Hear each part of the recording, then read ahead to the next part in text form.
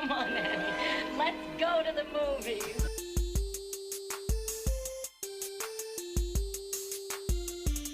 This is the Cinereelists episode 597. My name is Kyle. My name is James. And my name is Zach. And we're here to talk movies, movie lists, and movie obsession for the next hour or so. I also want to talk Bob Barker just ever so quickly. Okay. Bob Barker. Yeah. Well, right. So he passed away. He did. This past weekend. He did. He did. Are you asking me or are you telling me? He did. He did, yes. Yeah. So about a month ago, I saw a tweet or an X or whatever, a posting saying that Bob Barker was going to turn 100 at the end of the year, that he was 99 and a half. Mm-hmm. And I first thought, Bob Barker's still alive when I saw this, because when someone leaves the public spotlight who's of that age, you just kind of don't know if they passed away or not. I forget those things sometimes. So I was like, oh, cool, he's still alive, and he'll be 100 in December. And then a month later, he's passed away. Did this tweeter jinx him? Did we point out his age? And then that was... I think 99-year-olds are prone to die. Yeah. So I don't think it was a jinxing situation. I guess for me, it was an emotional roller coaster because a month ago, I realized that Bob Barker was still alive and was going to turn 100 this year, which is pretty impressive. And then a month later, that dream was dashed. Sure. Bob Barker, I always respected him. Did you guys ever watch that show Whale Wars? No. Whale Wars? Have you ever heard of Whale Wars? Is this like a Discovery Channel reality show? So good. I don't think it was Discovery Channel. Maybe it was Discovery Channel. Or I don't remember which channel it was. But it was one of those cable channels, probably 10 years ago. And it was about an environmental organization that was against whale hunting that the Japanese were doing. And they would send ships down to the specific part of the world where the Japanese would hunt whales. And they would take direct action to try to stop the other boats from hunting the whales by ramming the other boats and stuff like that. And like trying to disable their spears from a distance. You know what I mean? Like boat to boat grappling hooks and stuff like this. And then they did this for years and then decided to turn it into a reality TV show where a crew followed them, like a camera crew followed them. And it was a wild reality TV show. But yeah, that's like the only reason I'm talking about this is because Bob Barker loved that organization and donated an entire ship, like a huge ship to them. And they called it the Bob Barker. And I was like, that's crazy. Yeah, he was super pro animal. Oh, yeah. Yeah. Whale Wars is wild, though. I mean, it was like one of my favorite shows. It was probably on for 5 or 6 seasons and then eventually went off the air. Because the Japanese government claimed that they weren't going to hunt whales anymore and then reneged on it. Anyway, great show, guys. We'll see you next week. Bye. You guys are not giving me any reaction whatsoever. I guess I'm just learning about Whale Wars and it's, cataloging of borderline eco-terrorism. So I'm not quite sure how to react to the... I mean, it was a wild show. Literally, they would I thought we were talking about Bob Barker. And they would like ram into the side of another ship and then they would jump from that ship to the next ship to the whaling ship and then like handcuff themselves to the ship and like try to pour chemicals on the killing floor. That way, even if they caught a whale, like it would spoil all the meat and stuff like that. It was wild.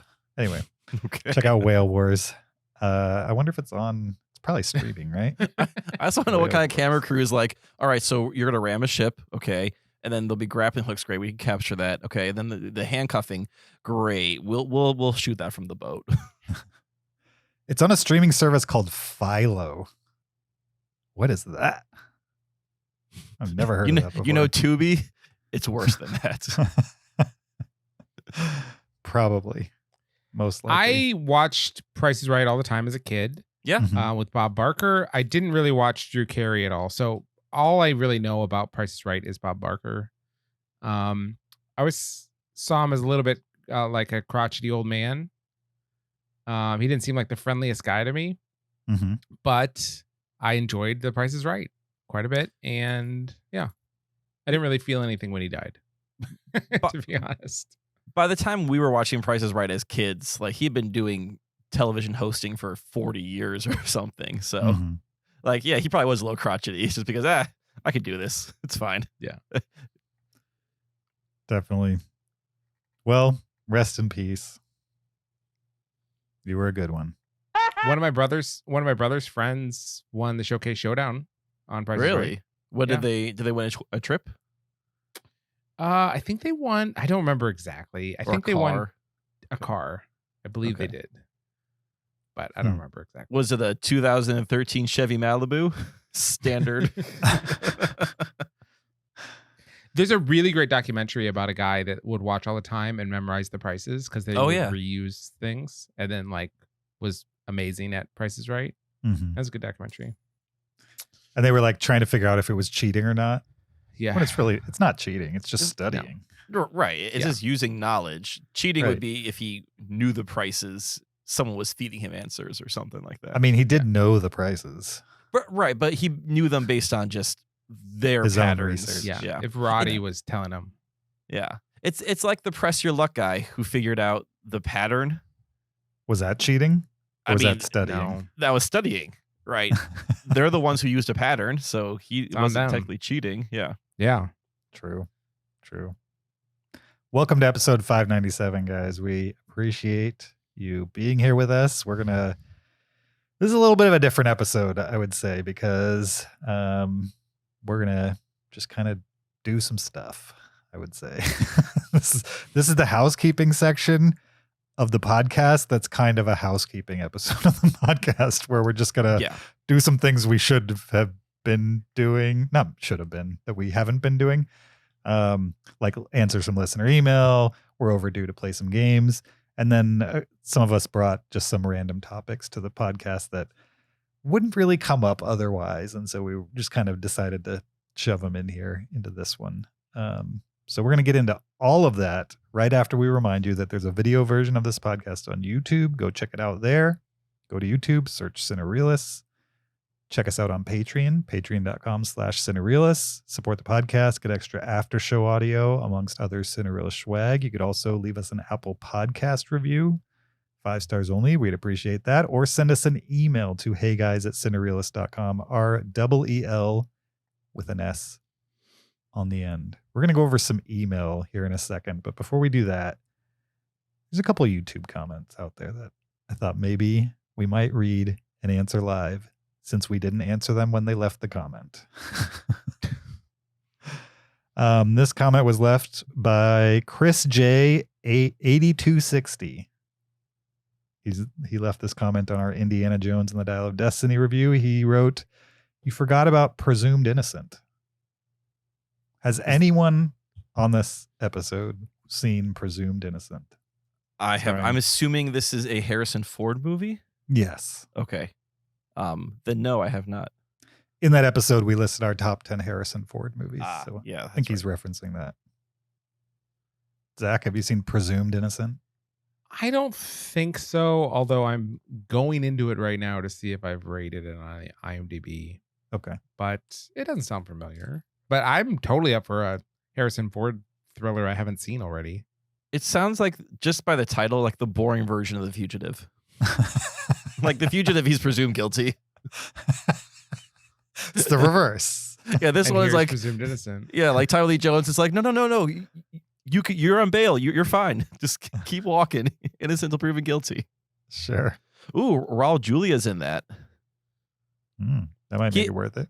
Well, so I rewatched Addams Family with my son, and it Mhm. made me want to watch more Raul Julia film because I just know him from Addams Family and Street Fighter. Yeah, so, and I know, like, obviously he's pretty great in Addams Family, and I'm sure he's fine in Street Fighter. I don't really remember, but I kind of want to dig more into his career because I caught it just as a tail end, unfortunately. Sure. Nobody was good in Street Fighter. It's okay. Okay, I'm totally going to watch Presumed Innocent. This looks great. All right. he kind of looks like Paul Newman in that poster. Disagree. Okay. Blur your eyes and back up a little bit. Okay. He's trying to, but it's not happening. Rusty Sabick. That's a great name. It really is. Yeah. All right. Also on that episode, another comment. This one's from Zach Milne Talks Movies. Zach writes, Z-A-C-H, by the way, Zach. Zach writes, I wanted to love this, but unfortunately, it didn't work very well. Again, this is referencing Dial of Destiny. He might be talking about the episode. What? He might have been talking about the episode. He may have been, but he continues. Harrison Ford did a great job back as Indy, and I found some of the action to be fun, but overall, I just felt like this was a disposable feeling kind of movie. And the third act really didn't work for me. I'd be lying if I said I'd watch it again. Harsh. Yeah, it's not unreasonable. The third act could easily not work for someone, and I would not fault them for that. Right. Sure. I think I went in pretty low expectations, so I had a good time with this movie. But I can understand if you're expecting something like you got from the 80s, you're not going to get that from this. True. This one's from our Ninja Turtles Mutant Mayhem review from Phantom 213. The versions of the Turtles in this movie were different from the ones I grew up with, but the core of the characters and what made them iconic was still there. Even Superfly was a pretty good villain. Overall, it was pretty endearing and fun, so I had a good time with it. Yeah. I will thumbs up that comment. Do you guys remember Superfly from the original series? I don't remember. Well, that so character. Superfly seemed like a creation for this movie because I remember from the cartoon, Dr. Baxter was the Fly. Sure. And in this one, you had Dr. Baxter who created the mutagen that created Superfly. So they separated the two. Yeah, Dr. Baxter was definitely a fly. I don't know if he was called Superfly. I thought he was just like the Fly or just turned into a fly. He was Dr. Baxter. Baxter. He could have been Baxter too. Yeah. I think Superfly is a new character. Yeah. Right. Which I liked. I'm not opposed to them making those changes. Well, thanks for the YouTube comments, guys. Certainly we got more, but, you know, those three we didn't answer. So we did now because we're doing things we should have done a while ago. Love it. All right, Kyle, what do you got? Well, I'm going to respond to this email on YouTube. So if you emailed us, please check the YouTube for our responses. All right, perfect. Okay. No. I have an email from listener Emily, superfan Emily, maybe? Mm-hmm. Okay. And this is titled Episode 585 and Disney Live Action. So you can get an idea of how long ago we received this email. We're getting to it. Hi, Zach, James, and Kyle. I have been enjoying all of your Cinereelists episode this summer. I just watched the YouTube version of episode 585. I had listed the episode as soon as it came out on The Little Mermaid. Here are my thoughts on Disney's live action remakes. And I love that we're getting someone's reactions to live action remakes. Mm-hmm. Emily says, I love them. Every live action film that I've seen, I've enjoyed more than the original cartoon film. I think they add so much to the storyline because of all of the live action element. I get pulled into the storyline and the action of the film so much more. In my list below, all of these Disney live action movies are 5 out of 5 in my book. Here's my list ranked in order that I enjoyed them. So this is Emily's ranking of the Disney live action remakes. Her number 5 is Mulan, 2020. Number 4, Beauty and the Beast, 2017. Number 3, Aladdin, 2019. Number 2, The Lion King, also 2019. And her favorite is The Little Mermaid from 2023. She goes on to say that she's excited to see the trailer for Snow White, which I believe is the next live action film to be released, maybe 2024. If you'd like a guest on that show when you make the podcast to review the film, I would love to be there. Given the fact that we are so meh on the live action remakes, I think it'd be great to have a guest on who is pro live action remake. Oh, yeah. I'd love to have that idea. Emily on. I like the idea. Yep. So in closing, she says, thank you for all your episodes and the content that you produce. It makes learning about the world of film, both movies I've seen or just heard about, come alive. Thanks to all that you do. The next movie I'm going to see in the theater is The Sound of Freedom, which looks amazing. Will any of you be seeing that? I will be keeping a Cinereel, Emily, aka Zach's sister-in-law. So there's two questions I want to pull out from that. Number one, Snow White, right? Rachel Zegler's playing Snow White. How do you guys are you guys excited for Snow White? Thoughts on the remake? I will say I know not too much about it, but I'm not terribly excited about this remake. Just from the little I've seen, it seems a little, I don't know, stretched. Like all the interviews with her, she's saying like, "Oh, this is not your 1930s Snow White or whatever," and she just seems a little dismissive of like such a landmark film, you know, like as if she's like not even a fan of it at all. It's only like the first animated feature film. Yeah. So that impression, and I would say the ignorant impression, first impression that I had was like, why are people that are not like obsessed with the original making the remake?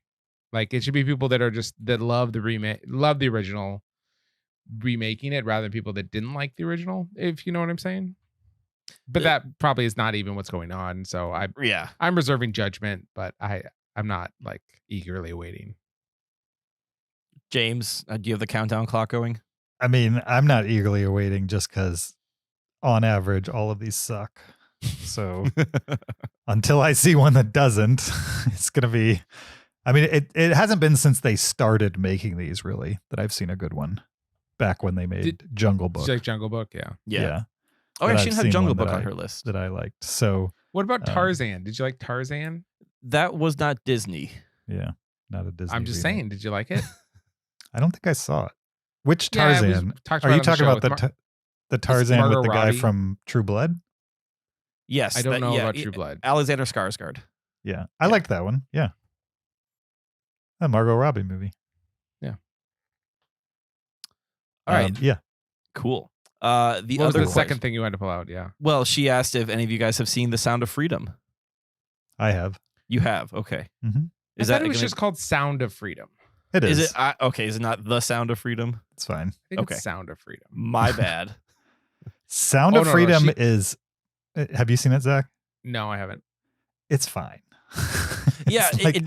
It's like your mid-level Liam Neeson-esque, international human trafficking thriller, I would say.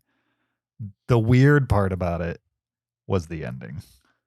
And not the ending of the movie, but what happened during the credits. That's what was weird about it. It was it's like I've never seen in a movie theater, for sure. Is it a spoiler? No, I can tell you guys if you want to go into it. What happens? Basically, the credits rolled, and then the credits that were going down the middle of the screen shifted to the side, and then you had Jim Caviezel, actor Jim Caviezel, not character Jim Caviezel, like character in the movie, but actor Jim Caviezel. Okay, so the actor playing Jim Caviezel in the movie. No. Jim Caviezel being himself, then makes a direct, I don't know what the word is. Direct to camera? Okay. Of the audience to call this phone number or scan the QR code that was then on screen and buy tickets for the movie for their friends. Yes. Or if they didn't have any friends that they wanted to buy the movie for, they could just buy tickets in general, and the producers would make sure it gets in the hands of somebody who wants to see it but can't afford it. This movie had a whole weird pay it forward thing. Right. Where, like both, I didn't realize that there was a direct plea during the movie. I heard that certain, and we can say right-wing adjacent groups were, because unfortunately there is the QAnon crowd latched onto this movie, including Jim Caviezel himself, who's got his own kind of conspiracy things going on. Like, I don't think the movie was intended as a kind of QAnon movie, but it became a QAnon adjacent movie through development. Sure. Yeah. I mean, lots of QAnon people are obsessed with human trafficking. Right. For sure. Yes. So James, how come you didn't buy me a ticket? Because you can afford it. Right. Yeah. You don't need me to buy you a ticket. This movie also had possibly inflated box office because it was just like not dropping at all, from week to week. And was it because people were seeing it, or is it because people are doing this whole pay it forward thing and no one was actually? It's like when someone buys a bunch of their books for the New York Times bestseller list to be number one. I think the majority of the people who went to Sound of Freedom went to it because someone in their circle, recommended it or hyped it, even if they hadn't seen it. And those circles are generally pretty passionate about these things. Yeah. And so they went, and then they got asked to spend more money, and they spent it. That's why it didn't go away for a while. And it's not bad. If the movie was literally awful, I don't even think that direct play would have worked. But the movie's not awful. It's just average, which is better than most of the movies that market towards the audience that they were marketing towards, which are like faith-based audiences. Hey, it's got Mira Sorvino. What happened to her? I liked her. Yeah. I mean, she maybe has 4 lines in the whole movie, but she is in it. Yes. Oh, okay. But it was really weird seeing one of the actors try to get you to buy more tickets to the movie you just watched. I had never seen that before. Well, Emily, and it was a little bit like intense and guilt trippy. Yeah. You can probably find it online. I'm sure people have been in the theater recording it and posting it on YouTube. It's got to be up somewhere. But anyway, I have seen it. It's perfectly fine. Emily, if you've seen it, please write in. Let us know what you thought. And when it comes time for Snow White, we'll reach out. Let's get a fan on of these remakes, so maybe they can point out why we're wrong on the remakes. I'm down. It's Emily versus Zach, Kyle, and James. That's a real showdown. I'm sure she's looking forward to that, debating all 3 of us. I'd put my money on Emily. She's a teacher. She is a teacher. Yeah. She can handle herself. Yep. I couldn't hack it, so I'm just, Yeah. Kyle's a dropout. A dropout, yep. Yeah, she's in the thick of it. All right, well, since James said Zach, how about Zach goes next? All right. This is an email from Josh. He says, "Hey, James, Kyle, and Zach. Period. Sending how Australian of him. How Aussie of him. A period instead of a comma. Is that sending through what? So like in the metric system, they use commas instead of periods, right, for decimals. Yeah. Then they also just use periods instead of commas for what we have for commas. Like, is the whole thing reversed? I think it might be. Yeah, it might be a thing where all the punctuation is just randomized. Oh no, that's because he's south of the equator, right? So that's why it's all flipped. Yes, okay, I think so. Yeah. Okay. Sending through a few photos. One of me and Ev at the Big Pineapple the other day, as requested by Zach. So I had brought up in an episode the Big Pineapple, which is I had seen in Australia, and it was memorable enough to me that I always remember it, and I mentioned it. And they live right by the Big Pineapple, and I hope you guys can see the photo. It is exactly as described. It is a big pineapple. Does that make you jealous that they live right by it? Incredibly jealous. If I would love to live close to the Big Pineapple, for sure. For sure. It's just an incredibly big pineapple. Okay, another photo is of their cat Burger, and I would say that is a nice photo of the cat with the blinds. Kyle, you're gonna put all these on Instagram, right? Yeah, Instagram is being kept up to date on a annual basis. Well, just a suggestion. You could put these on the Instagram. I could if Josh is cool with it. I just want to, I don't see why he wouldn't. It's a very nice picture. They don't seem too scandalous. I don't know. Some people don't want like their pets on Instagram. I get it. No, nobody doesn't want their pets on Instagram. Oh, wait, no, that's right. I don't want other people's pets on Instagram. That's what it was. I forgot. A few times Zach wanted to know what our cat looks like. And I feel like now I know what the cat looks like. And I like this cat. I would pet this cat. And third, you've probably seen this going around in movie groups at the moment. I thought it could be fun to go through all yours on the show. You could even change up some if it's too predictable, Josh. So he's referring to your favorite movie meme, but different. And it's basically, it looks like a bingo board almost with all these different categories of like, you know, you like but everyone else hates, you know, your favorite protagonist, your biggest letdown, you know, your favorite poster, all that kind of stuff. So are we supposed to fill this out? Yeah, James, you didn't come prepared with your... James, you're not ready? No. Oh, wow. Oh, boy. Okay, well, we're going to have to punt then. Josh, we're really sorry. We were really looking forward to doing this, but apparently James's fault. Yeah. James's fault. I know. So James, I screwed it up you'll again. come prepared next time. But this does look fun for me. And I am going to fill this out. Considering that the release schedule for the rest of the year is light and getting lighter, we're looking for things to do. So, yeah, if the writers and actors strikes go on for much longer, we'll just do this meme every podcast episode for the foreseeable future. We could get some episode topics out of it. Top 10 I'll watch it someday movies. Yeah. They're movies we're really excited about, but for some reason we're not watching. Really excited about Dune 2, but I'm not watching it until next year, apparently. Yeah. Bad Day Cure movies. I like that. Yeah, Have there's you some done fun their lists best on soundtrack? Not usually my thing, but I know what my movie would be for that. Do you guys know what my movie would be for that? You should Not say that usually my we're thing, wasting but- content right now. What? No, we're creating content right now. Okay. Not usually my thing. What is James's not usually my thing? Oh, Umbrellas of Cherbourg. No. I didn't like that movie that much. You didn't like that movie? So that's not usually my thing. Okay, and what about also La I La didn't- Land? There you go. Ah, There you go. Okay, so that's That was the one that that's came to mind immediately. That's Umbrellas of Cherbourg 2.0. No. All right, they directly referenced the movie several times, so yeah. Sure. I mean, it's 2.0 in that it came afterwards. But I would say La La La La Land Land's is- a little bit more accessible than Umbrellas of Cherbourg.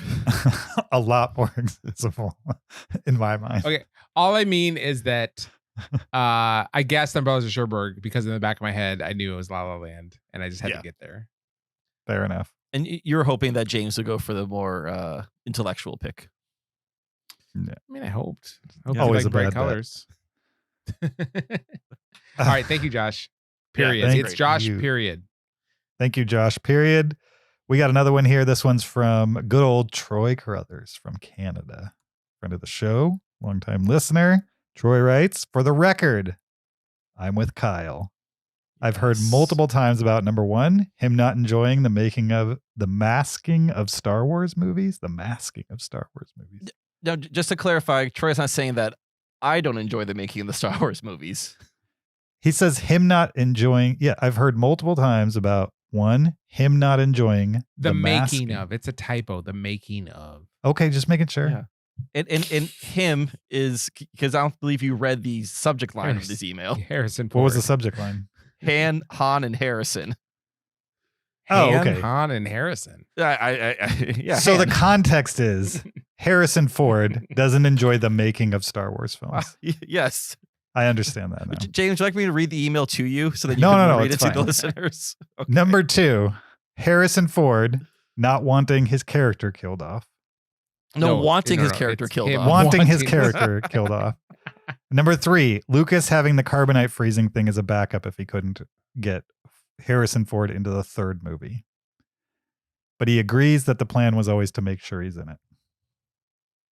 So just for context, yeah, I think we're arguing whether Harrison Ford was going to planning on be coming in Return of the Jedi. And I think I was arguing that he did not want to be in Return of the Jedi and that George Lucas wrote in the carbonite thing as a safeguard in case he couldn't get Harrison Ford. Kyle, what I thought your argument had been, and correct me if I'm wrong, I'm happy to be wrong on this, is that by the time the second film wrapped, George Lucas thought that Han would not be returning and that was the last we were going to see of Han. Like, he would have loved Harrison Ford to continue, but he assumed by the end of the second movie that was the last we're going to see of Han, that was meant as the end of Han. So I don't remember my whole argument. This was over a month ago that we said this. But definitely, so I guess I don't know what George Lucas was thinking at the end of Empire Strikes Back. But definitely my knowledge understanding is that there was either an assumption that Harrison Ford wasn't coming back or a worry that he wasn't coming back for the third one because of Harrison Ford not wanting to do these movies anymore. So the carbonite thing was created as a safeguard in case he couldn't come back. I'm sure that Lucas wanted Han in the third movie, regardless of, what Harrison wanted to do. But there was the concern of, can we get Harrison for the third one? Can I ask a question? Yes, please. The Luke and Leia being brother and sister thing, did that come out in the third movie? No. Yes, that did come in the third movie because that's when, or is that in the second movie when? Second. Yeah, it's in Empire when Luke is leaving training early, and as he's taking off, Obi-Wan's ghost is talking to Yoda, and it's something like, "We've lost our hope," and then Yoda says, "Nope, there is another." That's the only oblique reference to him having a twin. Yes, that's the first time it was referenced, and then he has the realization in Jedi. So is it at all possible that, let's say Han didn't return in the third movie, that Leia is now unattached, and there was kind of like a relationship between, like, which guy would she choose between her and Luke and Han, like a little love triangle thing developing? Is it possible that had Han not returned, that they wouldn't have written Luke and Leia as siblings, and instead they would have formed a relationship, and she would have been the other? Yeah, I think that's very possible. I think anything's possible, but I think by the time Lucas was fully understood that he could make more of these, I think he decided that Luke and Leia were brother and sister. You know what I mean? I'm not sure he had that in the plan from episode 1 because of the weird sibling kissing and stuff like that. It was more like Luke was the young guy and Han was the older guy. And then as of part 2 and part 3, he had decided they're brother and so they sister. kissed in the first film. The first one, correct. Yeah. Okay. And in the second one, there's definitely much more of a relationship between Han and Leia. Mhm. The Empire. Yeah. All right. All right. Troy continues. Earlier this week, I watched Oppenheimer, and just last night, I finally saw Barbie. So ready to listen to that episode? And here is my latest top 10. Last 10, his number 10. This is the movie that he liked the least out of the last 10 that he watched. Beau is Afraid. Nice. 2 stars. Movies like this can be great, but they can often just leave the viewer feeling like they've been jerked around, which is how I felt. I mean, I'm not going to criticize anybody's opinion of Beau is Afraid. It's one of those movies where I think the idea that there would be a vast amount of opinions, differing opinions on that movie, I think that's part of the design of the movie, possibly. Yeah. Is number 9, Texas Killing Fields from 2011, which I've never seen. White Noise from 2022. That's the Greta Gerwig's husband. Noah Baumbach. Oh, Noah with Adam Baumbach. Driver. Right. Noah Baumbach, Adam Driver. Gave it 2.5. I think I agree. I didn't like that movie. I watched it. Didn't love it. His number 7, Wham! 3 stars. A good documentary if you're interested in the subject. Which is what? The band Wham? I assume so. Yeah. Number 6, Midnight Express, 1978. 3.5 stars. He says he didn't even know it existed. I've never heard of it. Have you guys heard of this? Is this De Niro? I have no idea. The best parts about it were John Hurt and seeing Randy Quaid in a different role. So probably not De Niro. No mention of De Niro. Okay. His number 5, The Danish Girl. 3.5 stars. I feel like, Zach, you liked this movie, didn't you? I've never seen it. Oh, well, I guess I'm wrong. His number 4 with 4 stars, Oppenheimer. Feels kind of low. Right? Yeah, 4 stars. That's not bad. Let's see what the last. I mean, it's 3, 2, and 1. Better be good. Number 3, No Hard Feelings, 4 stars. This is the new Jennifer Lawrence movie. Yep. The rated R comedy. This one surprised me. I found it very funny and had a great time going over my favorite parts with my wife after we watched it. Hey, by the way, one of the quotes about Midnight Express is, "It's impossible to imagine a more exciting movie." Impossible. It's impossible. It's impossible. It's written by Oliver Stone. Oh, okay. That's strange.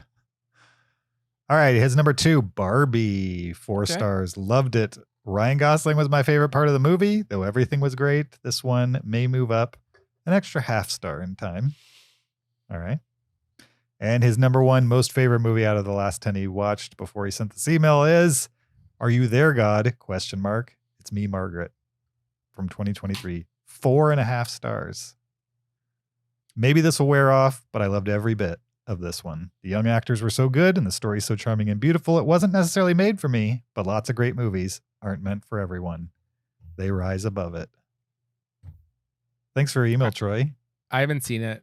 Me Have you seen neither. it, James? Nope. Oh, interesting. Megan, I has have seen heard it. good things, though. It's like gotten good Rotten Tomatoes scores. So Nice. supposedly it's Megan really worth- liked it. she saw it. You didn't see it, Kyle? No, it's one of the few rare movies that she sees that I do not see. Right. That she took the time to watch without you. Exactly. Yeah. Actually, I think is when I was in Georgia with you guys is when she watched it. Gotcha. So, yeah. Cool. Thanks for the email, Troy. We appreciate it. I think Kyle's got another email for us. Yep. This one's from Logan. And this one's titled Top 10 List. What up, Cinereelists? This is a list of my top 10 movies I watched because of the Cinereelists podcast. So these are all movies that have been discussed at some point on this podcast. So he made a cool top list. 10 list out of movies that he only watched because of the podcast. Correct. Exactly. I'm down. These are movies that I had either never heard of and likely wouldn't have come across on my own, or they're movies that I wasn't interested in until hearing your thoughts on the podcast. All of these are 3.5 stars or higher, so I enjoyed them quite a bit. And it's been a while. Quite a bit refers to a significant amount. Ooh. All right. You got there. All right. So his number 10 is The Fits, which definitely you have discussed in this podcast. Yes. Yep. I love The Fits. Have Me you seen too. The Fits yet, Kyle? I have not seen The Fits yet. I want to say about half of these I've not seen yet. Maybe not half. It's like 70 minutes. Yeah. What is wrong with you? 1 hour and 12 minutes. It's an episode of a drama on TV. That's Just such a watch it. commitment. Okay. An hour and 12 minutes. It's so good. Number 9, another one I've not seen yet. Burning. Okay. Burning is It's a commitment. It's only 3 hours long. Okay, great. No problem. Number 8, Pop Star: Never Stop, Never Stopping. Seen that. It's great. Yep. Number 7, Shiva Baby. Yeah. That was good. Did you watch that? Did somebody watch that? I haven't seen it. You haven't seen it. I've seen it. I think we No. talked about it on the podcast, James, or maybe you did, and then I saw it later. Should So- Kyle see it? No, should Zach Should see it? Zach see it? Oh, Sorry. for sure Zach should see Should it. Kyle Yes. see it? Rachel Sennett is the reason to watch it, right? She's Right. great in it. She's great. I'm Yeah. really excited for her new movie Bottoms, which just came out. Yeah. It's Yeah. with her, and I'm gonna kill the name Ayo. I can't think of her name. She's on the Ayo Bear. Edobiri. That's the woman. Yes, correct. Yep. Yeah. So I'm looking forward to that one. And All she right. was the only good thing in that A24 movie. The Which slasher movie. A24? Oh, Bodies, Bodies, Bodies. Yes. She was She the only was- good thing in that. I wouldn't say she's the only good thing, but she was the best part of that movie. I'll give you that. Maria Bakalova was okay, but she Yeah. was the only good thing in that movie. Okay. We can agree that she was the best thing in our respective opinion of that movie, All right. Fair enough. regardless of how you feel about the actual movie itself. Number 6, Dogtooth, which Yeah. James, you had on a list last week for hard movies to watch. Yep. Number 5, triangle. I think this is the cruise ship boat that has elements to it. No.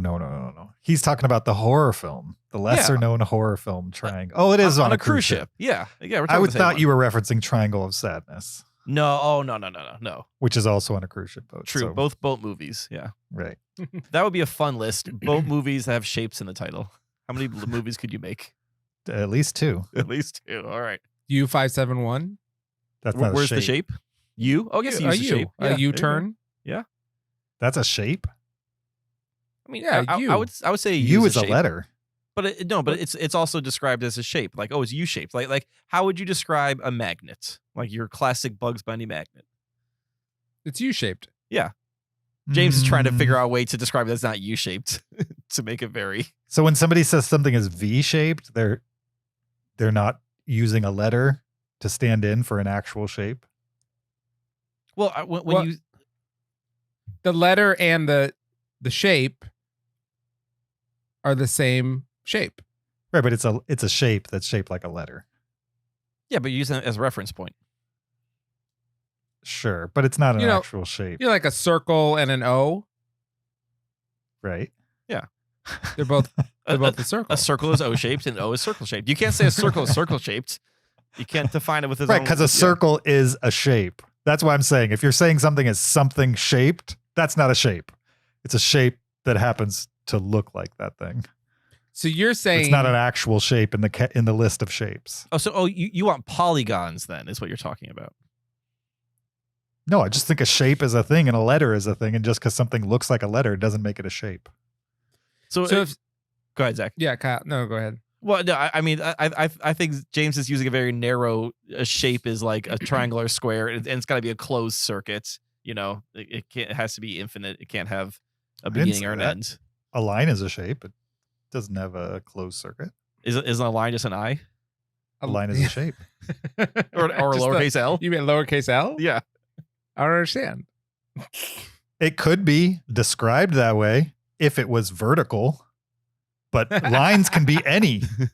That's why if it was like this, you'd just say a line, not an L-shaped line. I don't want to or just an agree I-shaped that a line. line is a shape. I don't actually think a line is a shape. Yeah, a line's a two-dimensional creation anyway. I Yeah, do believe a line Yeah. is a shape. If it's a shape, it's a rectangle. Well, according to my Photoshop palettes, a line is a shape. I don't know if they're the arbiter of shapes or not. It's probably the most used artistic tool the world has ever known, and they say a line is a shape. They say a line is a shape. It's in the shape category in the palette This of is like, shapes. is a hot dog a sandwich? Is a line a shape? Is water wet? I guess I'm just going to call the movie Delta of Sadness from now on, if that makes things easier for people. Fair enough. All right. Where were we? Holy crap. Number 5, a shape apparently. Number 4, The One I Love. This is the Duplass Brothers movie. Yep. Number 3, Sing Street. Yeah. Number They're 2, so good. Waves, another movie I've not seen. Oh yeah. That movie's intense. That's a short movie too, right? Well, it feels that way because it's split up into 2 very different movies. Right. I think I Yeah. conflate Waves and Burning. Like I couldn't tell you the difference between either of them. They're the Waves same is movie. 2 Very hours different. and 15 minutes. Those are very different movies, by Oh, the way. I'm sure they're Super. very different. Just to me, they're the same movie Well, you're wrong. because I haven't They're seen very them. different. So they're just movies you guys talk about that I should see. They're my lobsters. Let's just put it that way. You waiting for the hype to die down? Yeah. And unfortunately, Logan had to bring it back up here, so it's gonna be a while. Hey. Hey, James. Yeah. I'm in Photoshop right now, by the way. Mhm. It's not the area where you can draw a line. It's certainly not named the shape tool What is it? or anything like that. You have first of all, they're not named. It's just they're collected together, right? It's the shapes palette. No, it's not called anything. It's You can just, break it off and then it'll say the name. I'm trying to break it off. It will not break off. Now I'll open up a window of shapes. Okay. And here's what it lists as the default shapes: wild animals, leaf trees, boats, and flowers. those are the 4 categories of shapes in the window shapes on Photoshop. Now, if you're talking about where you find the line, that's a different thing. You cannot break that off. It is unbreak-offable. And here's what it says. It has rectangle tool, ellipse tool, triangle tool, polygon tool, line tool, and custom shape tool. Right, because those are your default shapes, and then you got your custom shape. It didn't call any of those shape except custom shape, which could be anything you want, including a U. So you're denying that circle, oval, but whatever, the ellipse, square, triangle, whatever, that those are not shapes, and then they just randomly threw line, and then the last one was custom, and line is the one out of those 6 that isn't a shape. That's what you're saying to me. I am not saying that those are not shapes. I'm saying Photoshop is not claiming that it is making a list of shapes. It is nowhere have they Even called though any of these things shapes. Out of the 6, 5 of them are undeniably shapes. One of them actually says custom shapes, and the one that you don't agree with, you just don't agree with. No. Even though it's clear that's a list of shapes. Hold on. No. It has line in it, which I don't think is a shape. And it has custom shape, which if you want to claim Photoshop as the arbiter of this kind of thing, a U could easily be drawn with the custom shape tool. Anything could be drawn with the custom shape tool. So why isn't that U a shape? Because that's not a real shape. It's one of your 6 on Photoshop, James. It's not a traditional shape. I don't know. A line is a shape. I don't care what you say. A line is a shape? A line is a shape. In Photoshop, a line is a shape. No, nowhere does it call a line a shape. There's nowhere in anywhere in Photoshop. It's in the same area with all the other shapes. It has its own option. It's not even in the custom. It's a default shape in Photoshop. How dare you try to what do they call this? Lighthousing people? Gaslighting? No one calls it light. How dare you try to gaslight me? I'm just saying, you said a couple things. One, you said that this was the shapes area, and it's not called that. 2, they don't even call them. It's the area with all the shapes. They don't even call them shapes. They call them tools: rectangle tool, ellipse tool, triangle tool. And furthermore, James, do you know the shortcut to open up one of these tools? I don't know. It's U. If you press U, it opens up the tools. Well, what's that supposed to prove? James, that doesn't prove anything to you. If that doesn't prove to you, I don't know what will. It proves that S was already reserved for save, Zach. That's all it proves. No. Do you guys want to hear Logan's #1 movie that he watched because of this podcast? I do. Okay. There's a lot of build up. Is a shape. I'll say that this is a top 10 all-time favorite movie of his. So thank you for that. Enemy. That's a cool movie. That's a cool movie. Yeah. That's a cool movie. I will agree all these movies on this list that I have seen were because of this podcast. Nice. So yes, these are very Cinereelist movies right here. So you watched them all because we talked about them as well. Yeah, except for Wave/Burning, because I don't know the difference between the two. And the Fits. And the Fits, because hour 12 just sounds way too long. So you watched 7 of the 10 because we talked about it on the podcast. Yeah, I mean, Pop And Star. what's your general opinion of the 7 that you've seen? I mean, I want to say I liked all of them except for Dogtooth. Dogtooth was a little much for me. Okay. The rest I liked, and then I thought Enemy was pretty great. So, so what's stopping you from the other 3? I don't know, because now I'm on the podcast, so I feel like it's just weird.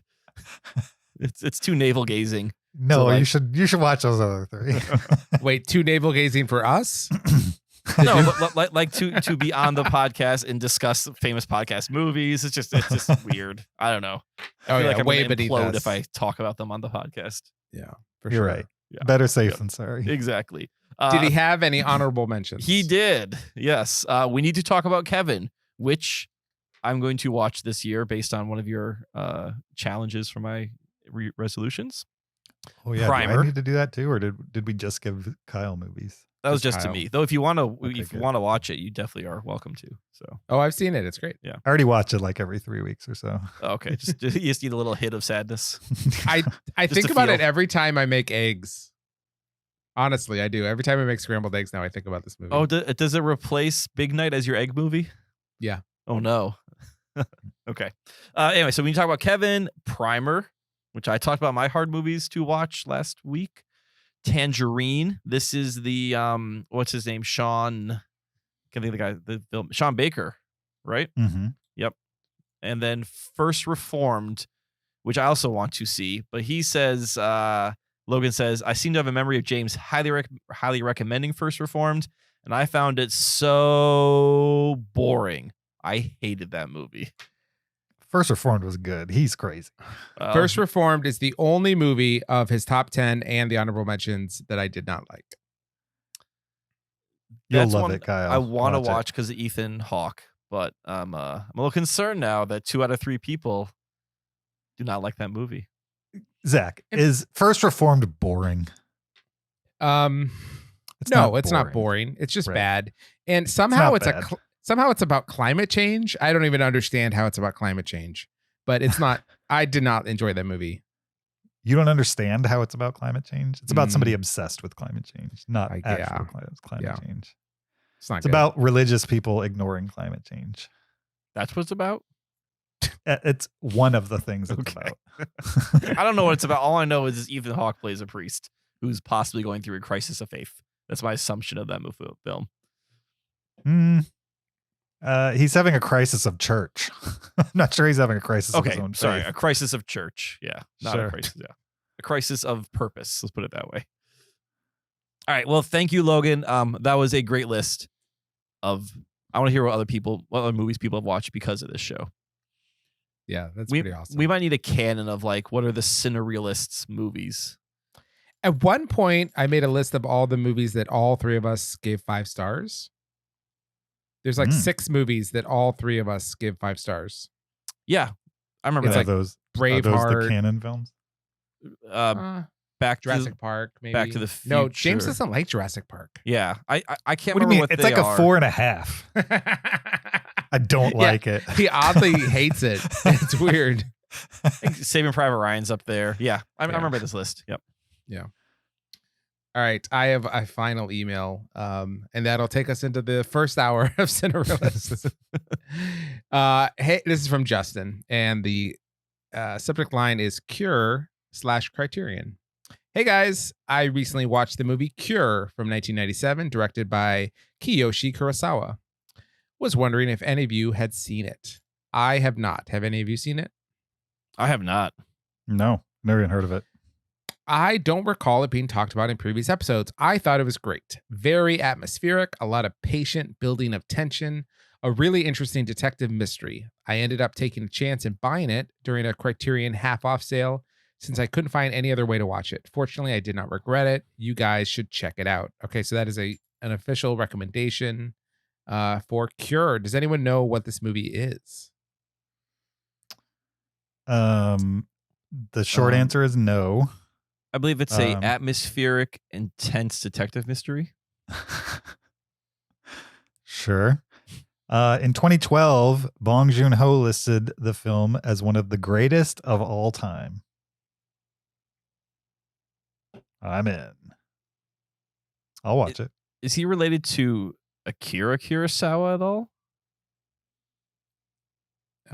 It's a good question. I don't know. I do not know. Madness, Terror, Murder. Related to Akira. All right. Well, it's on the watch list. Not related. Okay. That could be a common last name. I don't know. All right. He continues. This also had me wondering, have you guys ever considered doing a top 10 Criterion Collection films? Would be curious to know what would be on your lists. We haven't ever considered that before, although I think all of us like Criterion releases and collect them to some extent. What do you guys think? Would we ever do a Criterion Collection films? I would make that list. Yeah. I would make the list, but I have so many I need to watch. I mean, like, I'm like way behind. I probably own 50 Criterion Collection movies I've never watched. Wow, James. That I need to watch, but they're hard to sit down and watch for me because they're such a mixed bag, and a lot of them are challenging in one way or another. Because A, old movies in general are challenging for me, and B, there's normally some kind of artistic challenge to it as well. Now, those are probably the reason why they're great, the artistic challenge part of it. So I've never seen a Criterion movie that I walked away from and was like, that was a huge waste of my time. But when I sit down to watch a movie over dinner, I typically don't pop in the challenging things. So I probably need to like make a more concerted effort to watch more of them. I think what would be a fun episode is if we did our top 10 Criterion Collection and our bottom 5. Okay. Of like, here are 5 Criterion that just did not hit for us at all. Sure. Now, would this be a list of like the movies or like specifically the Criterion releases, like the discs and the packaging and all that? I would probably lean more towards just the movie. Okay. Because I don't collect Criterion as much as you guys do. And like a lot of the Criterion that I have watched came from DVD.com. Rest in peace. And so that didn't have, I mean, it had the disc and the features, but it didn't have like the packaging and all the other stuff that came with it. Sure. But this is a box of Criterion I got like a month ago and haven't opened yet. Oh, hi, James. Welcome back to the podcast. I was done talking to Zach. This is reminding me, I need to go over to James's house and borrow things more often because they're just sitting there. Unused. Okay, here we go. Do the right thing. Okay. 4K? Is this a live unboxing? Yeah. I need a reason to open this. Do you need your bandana? No, I don't. Repo Man? Oh, yeah. Okay. Never seen it. I've seen it. It's culty. I'm just going to put it that way. I don't even remember what's in here. This was like a month ago I got this. In the Are you going for like 50 of these or how many do you have? Oh, Heat of the Night. Cool. All right. Have you guys seen that? Never seen it. It's top 100 for me. Really? Yeah. Man, I should seen it. Breakfast Club. Seen it. Yep. Yeah, buying used Criterions. That's the way to go. The Killer. Oh, so good. I have the Criterion for that one also. The what's his name? Kubrick. What's his name? Right. Johnny Kubrick. Days of Heaven. That's also really good. Have you seen that one? I think so. Super good. Richard Have Gere. not seen it. It's Terrence Malick, Richard Gere. Yeah, it's good. All right, we're nearing the bottom here. Repulsion. Seen it? Yeah, that's good. Is that what's his face? Roman Polanski? Yes. Yeah. Way to ruin it. M. Oh, so good. Fritz Lang, right? That's great. Yeah. Never seen really good. Black Narcissus. Oh, so good. I watched this recently. That's a double. I have to sell it. Or maybe I'll give it to Zach. You want it, Zach? Yeah, I do want that. All right. Branded to Kill. I don't know that Never one. heard of it. Never heard of it. Looks French. From Seijin Suzuki. Not French. So, not French. Blue is the warmest color. Gonna watch that later. This has been on my watch list forever. It's like 4 hours long, isn't it? I don't think it's 4. Maybe that one scene feels 4 hours long. Oh, okay.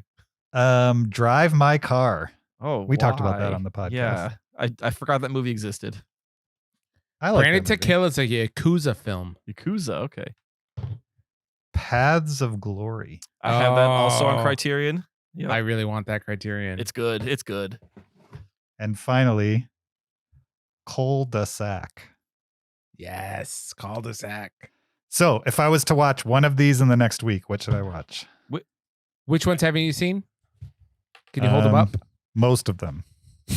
You've seen the 2 Kubrick ones. So Certainly. That we know. Yeah. I haven't seen Repo Man, In the Heat of the Night. Oh, that one. Days of Heaven, M. M. Cul-de-sac, and whatever this is. I would say M is the most classic of the ones you haven't seen. Okay. I would say Cul-de-sac. All right. It's probably the least accessible to watch. No, Cul-de-sac is a British black comedy psychological thriller. Well, that sounds right up my alley. Doesn't look very old either. How old is this? 1967. Not bad. There you go. You got a live unboxing of Criterion titles for you. We did. All right. Justin continues. Lastly, I think for episode 600, you guys should just go ahead and commit to the bit and do your top 600 through 501 favorite films. Sure, it might be getting ridiculous at this point, but it's your namesake, Cinereelists, and you owe it to the show to keep it going. That said, you should definitely still eventually do a top least favorite films list like Zach has been suggesting forever. Don't be scared, James. I'm not Love scared. always 1989, Justin. Are we announcing or are we giving it another week for more votes? I think it's time to commit because so far all the votes have been in favor of doing top 600. Okay. I'm kind of proud of our listeners, to be honest, that they are creatures of habit. Yeah. That they won't allow us to Deviate.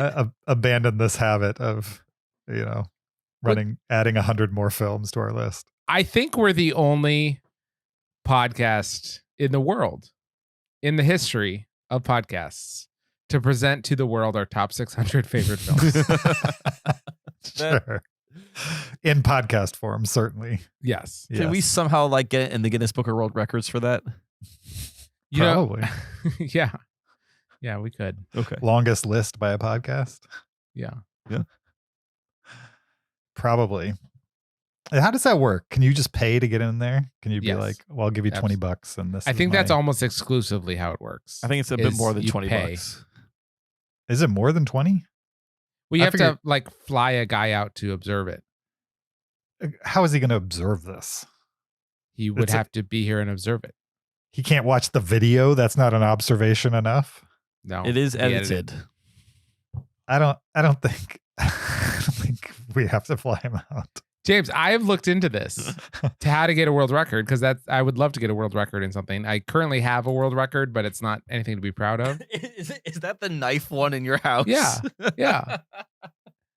And you had Yeah. to fly him out?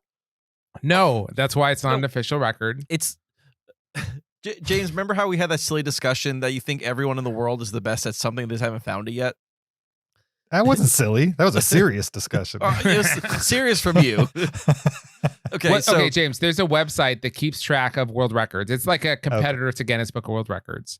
And Right. you could submit a record and then anyone can try to beat it, right? And so people compete, and then if they can't beat your record, you have the long-standing record. Anyways, I currently hold the world record for fastest time removing all the knives from a knife block one-handed and then putting them back in. Putting him back. I have witnessed Zach do this feat. And is it impressive or is it pretty normal? I mean, I will say he was faster than I was, but this was my first time trying it on a foreign knife block. Has anyone tried to challenge this record that you have, or is it unchallenged on this website? I don't remember offhand because this was years ago, but Okay. a lot of people commented on it. I mean, there's a lot of this. What I like about this website, it's got a really good community. So there's lots of commenting about what it would take to break the record, what are the rules, all that kind of stuff. It was great. So, yes, between Zach and I, he holds the record for fastest to remove and put knives back into a block one-handed. But in general, I'll say this about Guinness Book of World Records from my research. Two things. One, it's mostly a money thing. Mhm. It's not, it's like the Better Business Bureau. It's not what people think it is. It's like a fake thing. It's like You're paying for a certificate, essentially. exactly. And two, they list what records they're currently pursuing. Mhm. And it's like a list of 20 records. And they're not interested in hearing about any other records besides those 20 unless you write them a big check, and then they'll fly someone out and make a production of it. But unless it's one of those 20, they're not interested in hearing about your record. Unless you fly someone out and pay a check, and then they give you a plaque and things. Interesting. You get to go in the book also. Not necessarily. A lot of them are a promotional thing. Like a company will say we're going to break the world record and do this thing. And it's just the thing you pay for. Oh, you're not guaranteed to go in the book if you have a record? No. Oh, and have you seen the books lately? The books are not like dictionaries or phone books. They're like glossy magazines. Oh, they're not like when we were kids when it was just like a giant book of just random pages. Okay, that's too bad. It's not like an almanac anymore. Oh, that's unfortunate. I shake my fist at the internet for that one. You ruined it. I think we read all the email. All right. Thanks for emailing. We appreciate you guys communicating with us. If you'd like to send us an email, heyguys@cinereelists.com. Send us anything you'd like us to answer or talk about or whatever you want to send us. Send it that way, and we will discuss it on the podcast at some point. Moving on. We all brought something to the podcast this week. Zach brought something, a topic. I brought something, a topic, and Kyle brought a game. We're going to go through those, starting with Zach. Zach, what topic did you bring to the podcast this week? Okay, here's what I want to talk about. Okay. AI is like, everyone's talking about AI. It's kind of blown up in the last year. Things are happening and progressing quickly. What I want to find out from you guys, and then I have my own ideas, is in our lifetimes, what is the most wild thing that we'll see come out between AI and film? Like, what will AI create, enable, transform, whatever about filmmaking within our lifetimes? So just for reference, I looked up the average male life expectancy in the United States, and it is 77 years. So we're roughly talking in the next, maybe 35 years on average before James dies. How dare you? You think I'm going to die at 80? You don't think I'll make it past 80? Well, no, James, I have every wish and desire that you will live past 90. Uh-huh. But statistically, you will die at 77.28 years. Is that what ends this podcast when one of us dies? I hope not. I think two of us. I think two of us would have to die. Yeah. Yeah. Because like Kyle, let's say you died. Okay. I think James and I have got this. We'd muddle through. Yeah, but like, what if James died though? Would you guys continue if I passed away? Right. You guys should continue if I passed away. In your honor? Yeah. At least I expect at least 6 months more worth of shows. We would start every podcast with a Pee Wee Herman laugh. Sure. Why not? And a moment of silence. Yeah. Okay. So I want to know in the next 34 years, what do you guys expect will be kind of the extent of AI's transformation of the film industry? So I could totally see there being a AI generated movie, whatever that means. But I think what we're more likely to see is AI generated special effects. Mm-hmm. Where, like, let's say you're making a Marvel movie and they just input, these people are fighting. And it needs to be 10 minutes long. And then you just give all these parameters. These people fight. I need to see these people interact. And this superhero does this. And bubble, whatever many inputs you give. And you hit go. And then the AI will just render a CG action sequence between those characters with those inputs. So I guess I could see the possible elimination of digital artists. There's a whole strike going on about all this stuff, so that's a different side of things. But can I have a follow-up question? Please. What you're suggesting? Yeah. Does that sounds to me like that would make making a huge like kind of blockbuster action film. It sounds like that would make that incredibly easy, quick, and inexpensive to do. Is that what you're picturing? Well, yeah, because I also think that the point of studios using AI is because it's cheaper than human labor. Sure. So yeah, right. If if what is prohibitively expensive right now in big blockbusters is the human cost of these elaborate CGI scenes, if AI is good enough and it can use the tools itself, you just give it inputs about what the fight should more or less be and then hit go. And then, I mean, and the great thing is you can ask for like 4 versions of it. Do you think that would, it sounds to me that would completely destroy the studio system, because anyone could do that. You'd have thousands and thousands of movies coming out that are of the same quality. How would the studios even survive that? Well, I don't like this idea, by the way. I'm not pro this idea. Oh, no, I know. Okay. Yeah. I'm just trying to like follow it to its conclusion. So I guess what would be the difference would be the access to the rendering technology. I don't know enough about like how computer graphics are rendered. Like I know there's obviously differences in studios. So like you can pay one amount and you get really great special effects, and you also can get like Ant-Man or whatever, right? So there's definitely there's degrees of quality. So I think what would the difference would be the studios would have access to higher quality computation and programs. I gotcha. Versus the layperson with maybe can't afford that kind of technology. I gotcha. So would you start seeing like record profits because the costs are way down and they're making these epic blockbusters? I think I'd see record bonuses for the producers. Yeah. Gotcha. Yeah. But James, what about you? What do you see as the future? Well, I mean, I think you'll see shades of like everything that you can probably imagine. Whether you'll see fully AI written, created, rendered, you know what I mean? Like from beginning to end, completely AI generated. Yes. Will it be any good? Probably not.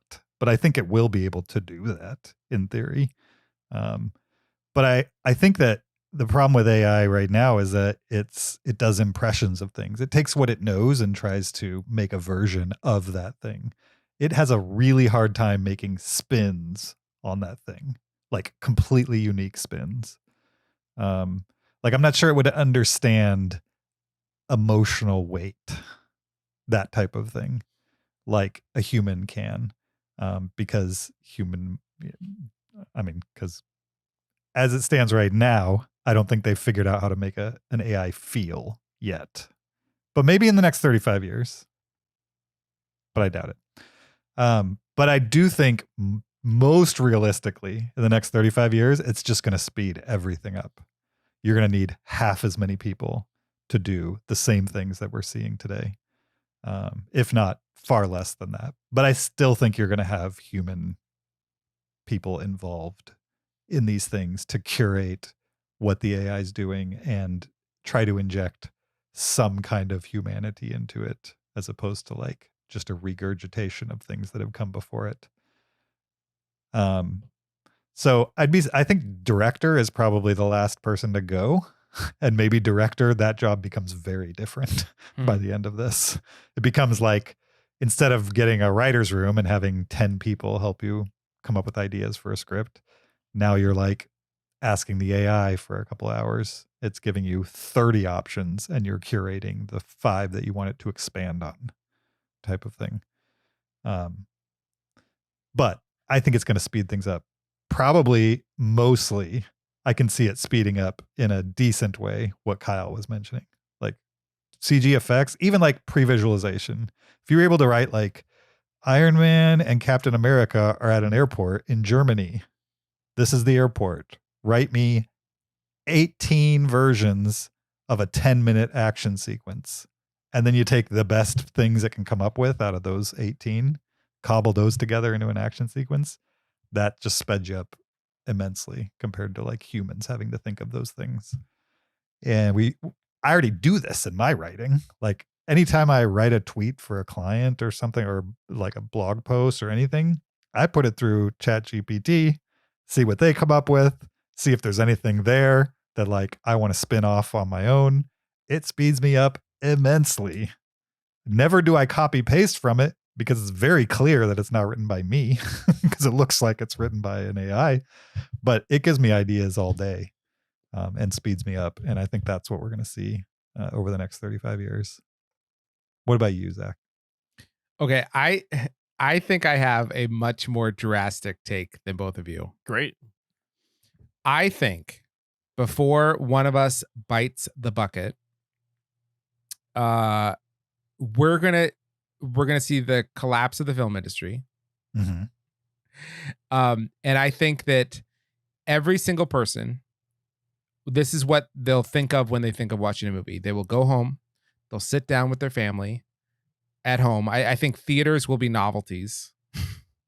They practically are anyway. I think by and large, theaters will be novelties. People will watch their movies at home for the most part, unless there's a nostalgia factor.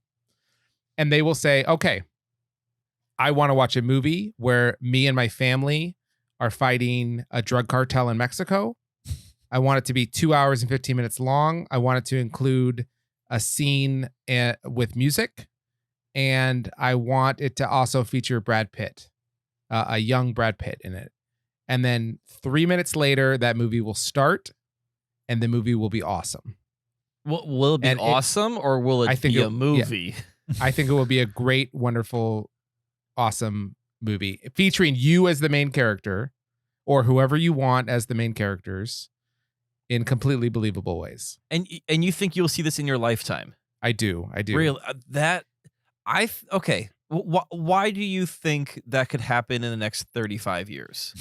So a year ago, we didn't have ChatGPT or like all these generated images, and already these images are like, the average person would say are photorealistic. ChatGPT has like just in 1 year from like nobody's ever heard of anything like this to now it can pass the bar exam. It can get a 1500 on the SAT. Like, and this is just in a year, right? And I feel like the growth of these capabilities aren't even just linear. I feel like they're exponential. So like every second year, it's more than just twice as good. It's like 4 times as good. And then it's 16 times as good. And then it's 64 times as good. And then compound that by 35 years. I think it's hard to imagine what they'll be capable of.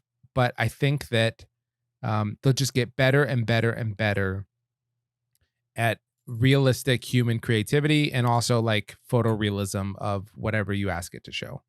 And so you combine those two together and it will just generate an action thriller where you are the main character or anyone you want. I want to see, Mario Lopez and, Haley Joel Osment in a buddy cop movie, and it just will make it. So you're essentially predicting the end of the movie industry. Yeah. Like there'll be no more new actors or new writers because like are all the reference points going to be what, like old people? Yeah, right. People from a generation ago being as the actors. No, I think there will be injecting new actors, right? That will become famous through like like through popular culture and whatever aspect that looks like. And then their personas people will make into movies. If someone has a movie, like some influencer adjacent type person comes up with a movie that's really incredible, other people will watch it, rather than just watching something you create, you'll watch something that someone else made. So things will rise to the top naturally just through an algorithm. And other people will watch a movie someone else made kind of a thing. But I think these things will be trivial to generate. So does that sound crazy? Like, do you think I'm just completely lost? I don't think it's crazy. There's a lot of things that have to happen to get us from there to there. So I couldn't predict how long it would take. I don't think it's crazy to think that might happen someday. I don't think it's even crazy that it might happen in 35 years. I just have no clue how fast that could happen. Yeah. So, I mean, what you're kind of describing is an early stage holodeck. Yeah, right. Totally. Right. Like, I mean, you're not quite in it, but you can say, put me in this story. And yeah, like you could say, make Robin Hood starring me. Yeah. 100% that with like an easier holodeck, right? Because you don't have, it doesn't have to look like you're actually in it. You just have to make a movie out of it. Yep. But think of what they've been able to do with images in the past year. It's crazy. And the next will be video. Next year, we'll start seeing videos that are like generated by AI. If you want to get real dystopian, the chances of you coming home and sitting down on the couch with your wife and kids and doing this, pretty slim. The chances are you'll You won't just sit have at couches. home alone and jack into whatever puts these images into your brain, and you won't need the wife and kids. Why would I need the wife and kids? Where did they go? No, Did- you'll I'm saying have like them. the You won't future need their generations company. won't even need the wife and kids. Oh, sure. But I'll still have my wife and kids, right? You would, yes. I don't know if you're just watching homemade movies of you being Robin Hood all day, they might be. you might not need them anymore. For the record, I would not make myself Robin Hood. I would just want to be in the Merry Men. Oh, you just want to be an observer. No, I don't even need to be in the movie, but I would make endless Robin Hood movies for sure. Right. Yeah. Yeah. Yeah. All right. All right. Let's make a pact. Okay. Right before one of us dies, let's re-listen to this Right before one of us, as we and then could decide predict. who won. And the loser has to watch a movie. But that's assuming I made it to 80. right. No, it's just in our lifetimes. That's all I stipulated. Oh, okay. All right. So if you're about to get into a fatal car accident, Make sure you let everybody let's know. talk about this, and then loser has to watch a movie. I'll have my my crash detection send a ping to you guys. Like, oh, Kyle's this might be the one. All right. Sounds good. Sounds dark. All right. Good topic. I brought a topic as well. This Yes. is kind of a rehash of a topic we've already discussed, but I thought it was worth rehashing it. A 'cause rehash? I'm bringing more to the table this time. All right. It's the question of the podcast in this very moment. Who is more popular, Jennifer Lawrence or Margot Robbie? Okay. It Hold has on. to be answered. It has been answered. Hold it on. has Can not I been answered. can I ask a question before we continue? Sure. Is this you have like researched and you've come with a bunch of data Yes. without preparing us so that we couldn't also do the same, and so it's like a Yes. unfair fight kind of Yes. an idea? Okay.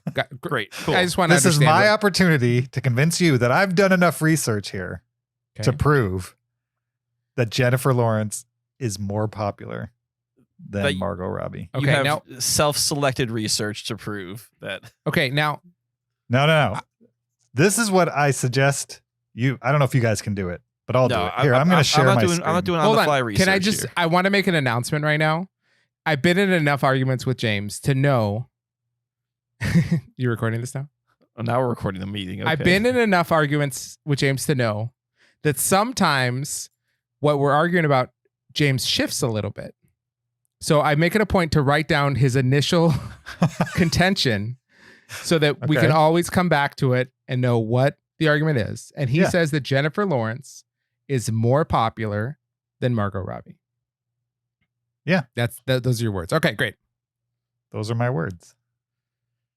No, the question is, who is more popular, Jennifer Lawrence or Margot Robbie? It's Well, literally written right here. I can't be doing my research if you're sharing your screen here. Sure, you can. Just hit escape. Zach's okay. I honestly, I have already founded all the research I need.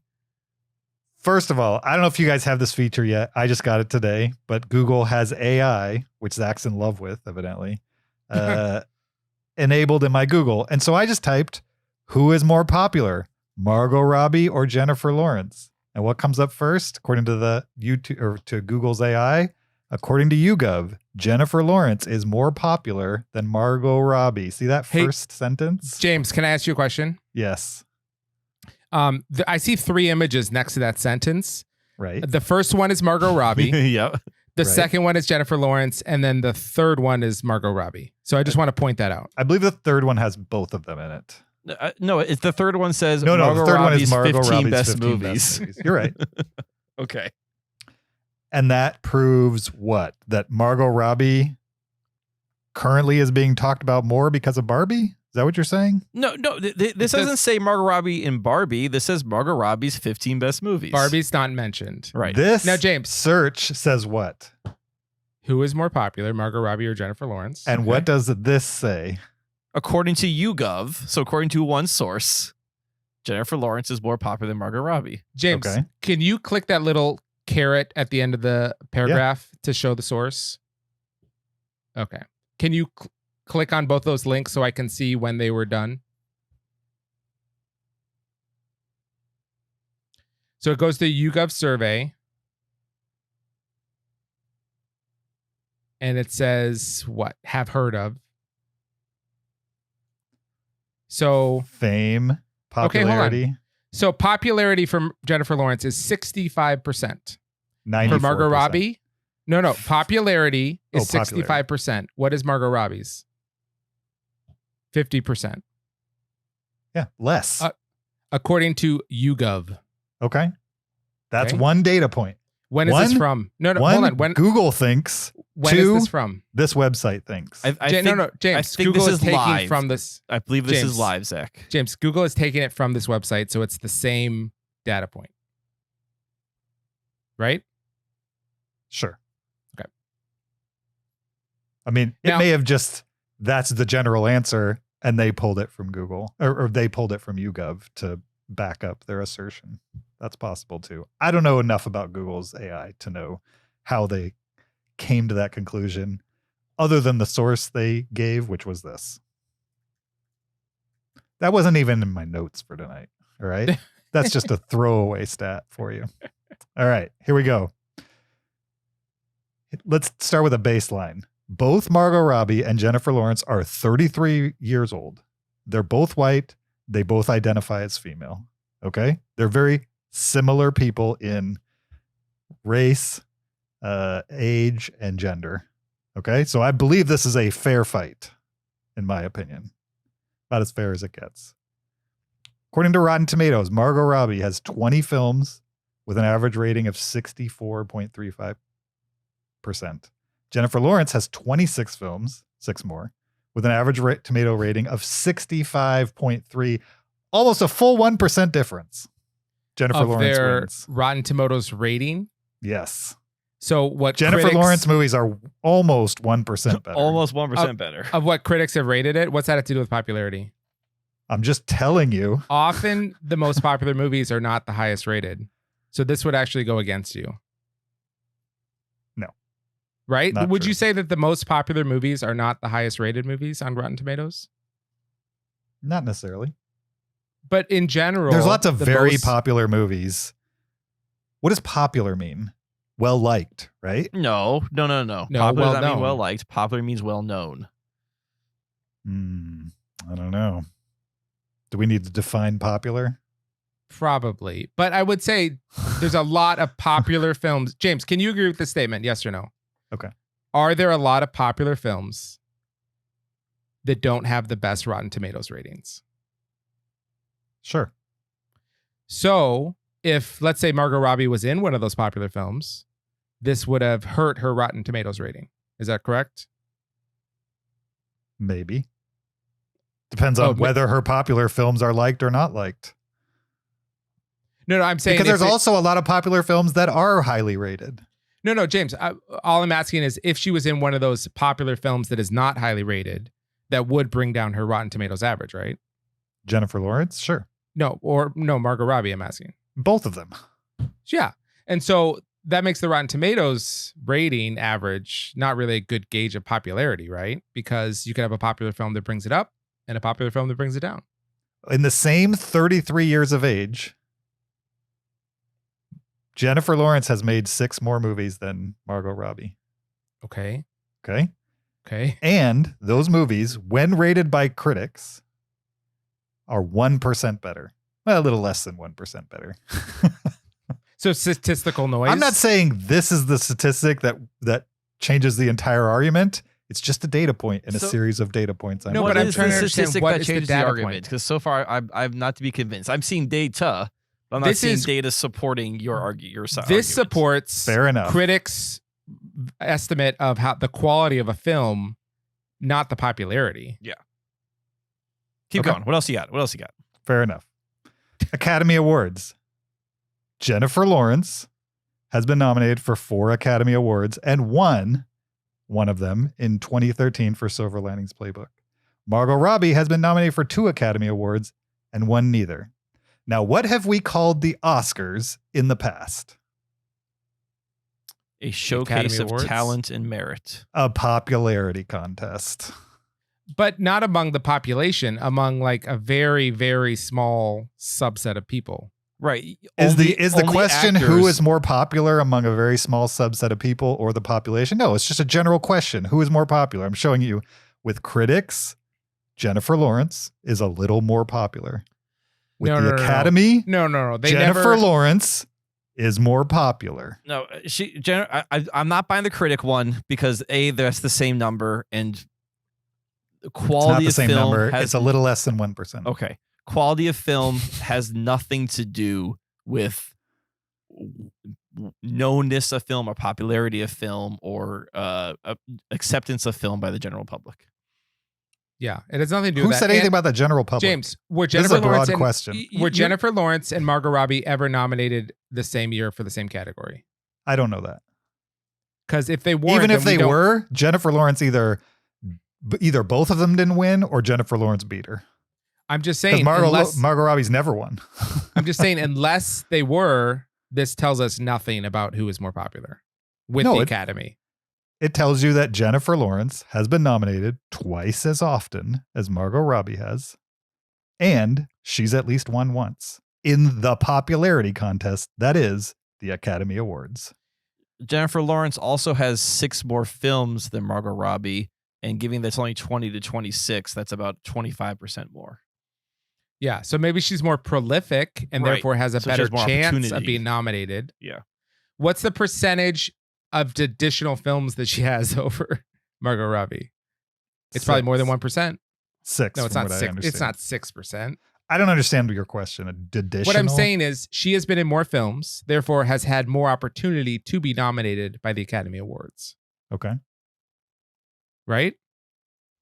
I don't understand how that changes whether somebody's popular or not. No, but it's because they could be equally popular, but because Jennifer Lawrence has been in more movies, she has had more opportunity to be nominated for her popularity, if this is what you're judging as a popularity contest, to be excised. Exercised, I should say, not excised.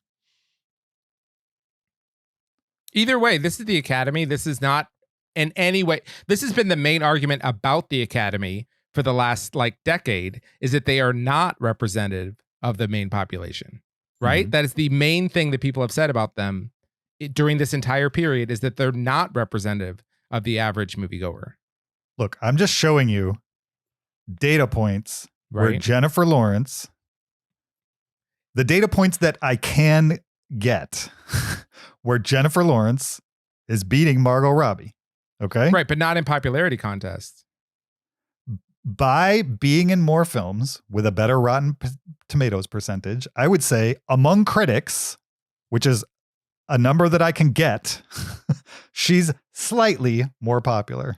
Slightly, I'll give you. No, not more popular. More highly popular. rated. Highly rated. Highly rated. Whatever. No, not whatever. Do you understand the similar. difference, James? James, do you understand the difference? Yes I or no? totally understand the difference. I'm trying to take things in at whole. If you want to go film by film, we can. Okay, no, hold on, But then James. we'd have to find 1-for-1s on each one, and it's James, impossible. No, here's what I'm saying. If you understand that there's a difference, then I think that it would be a fair way to argue by using the correct terminology when you reference this data point.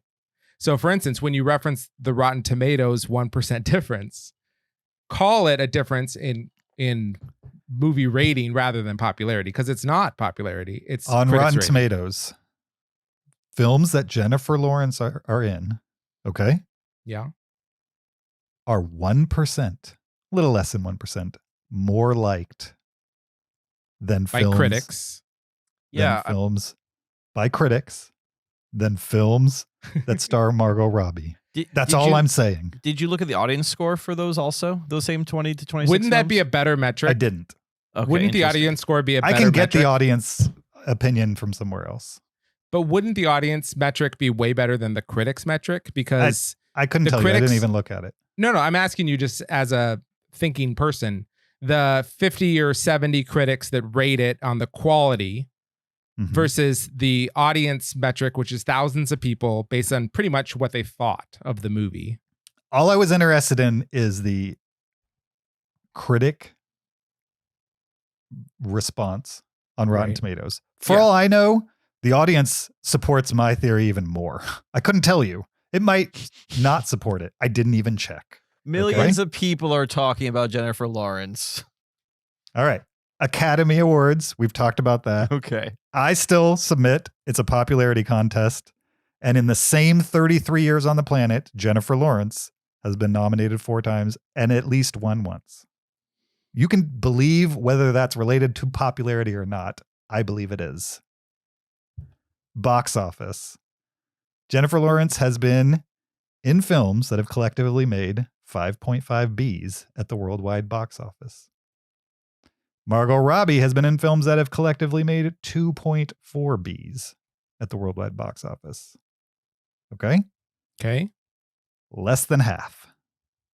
So in 6 more films, Jennifer Lawrence has been seen by how many more people? Twice. At least twice, if not more. Well, less than twice, but yeah.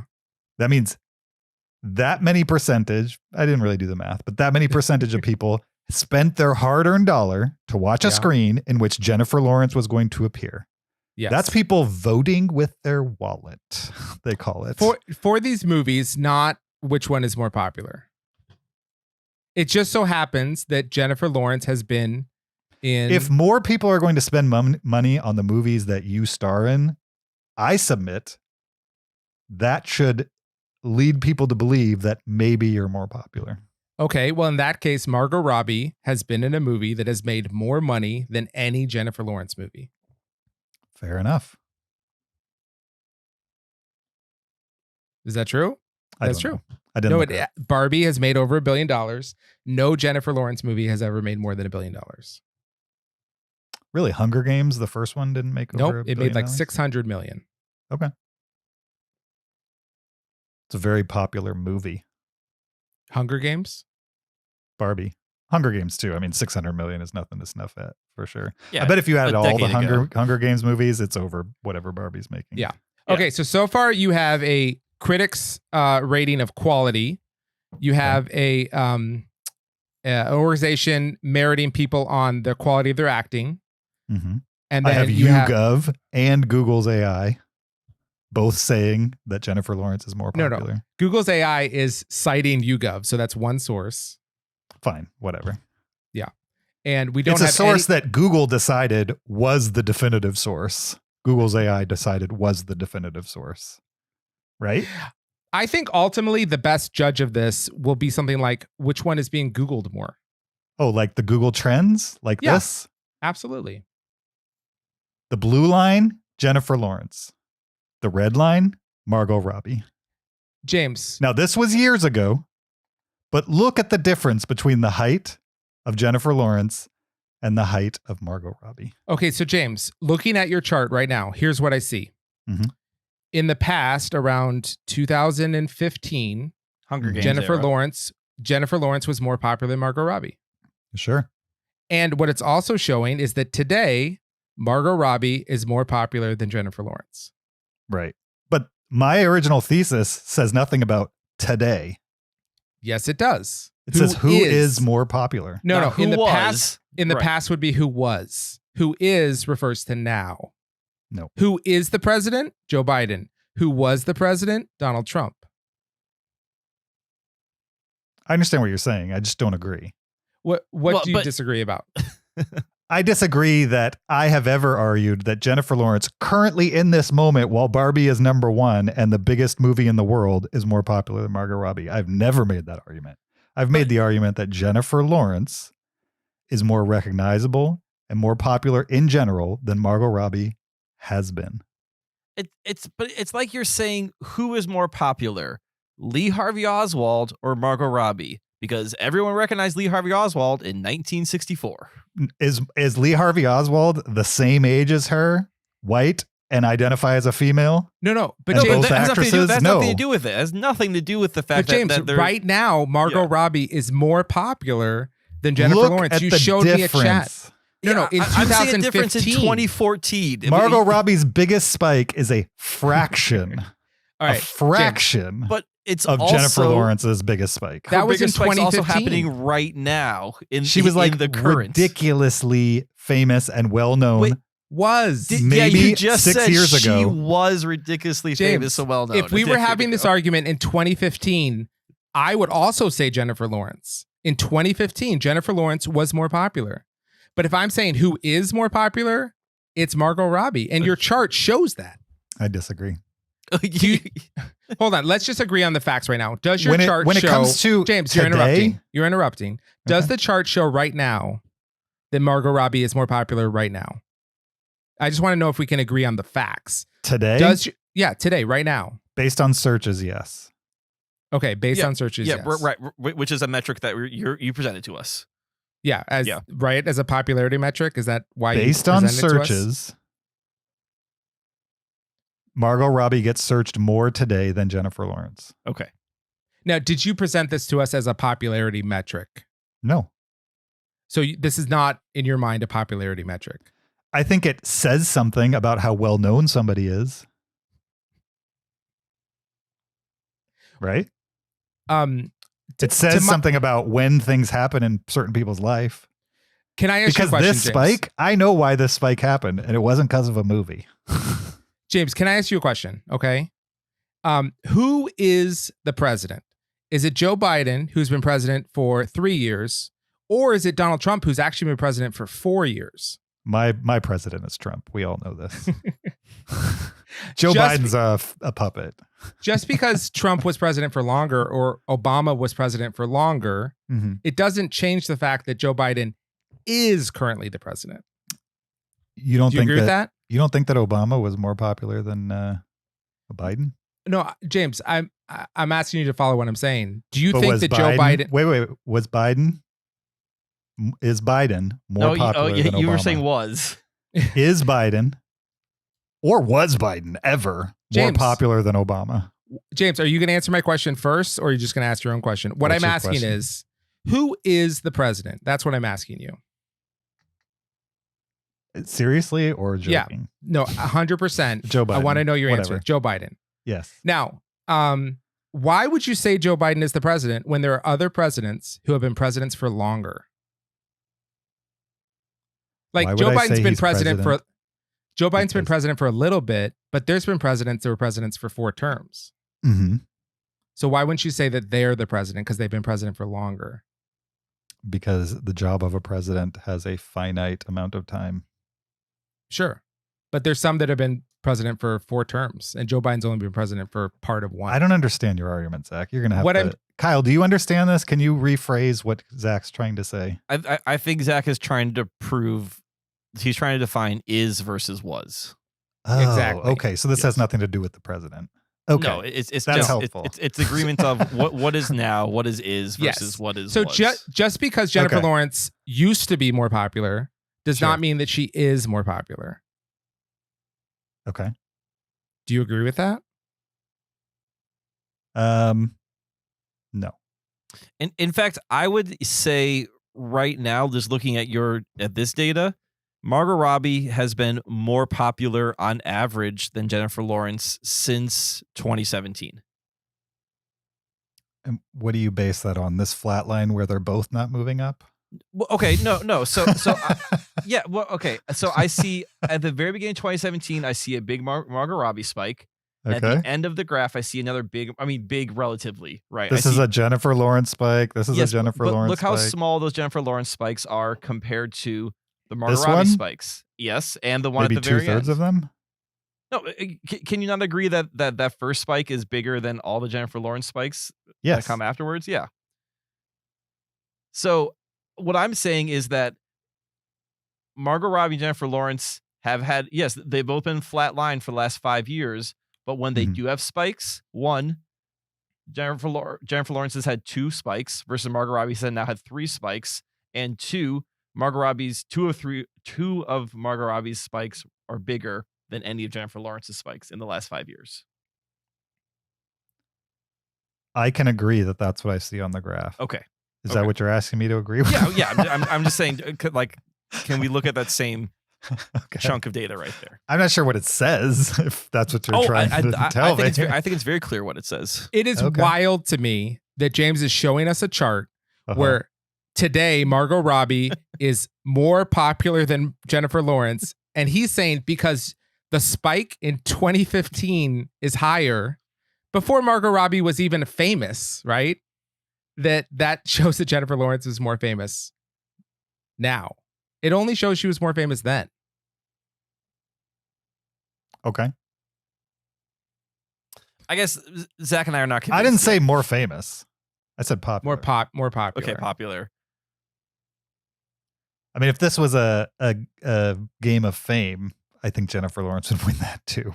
Can I provide a more direct measurement? James is like Sure. doing all these things about like Rotten Tomato critics scores and things that have nothing to do with popularity. Don't forget about the popularity contest that is the Academy Awards.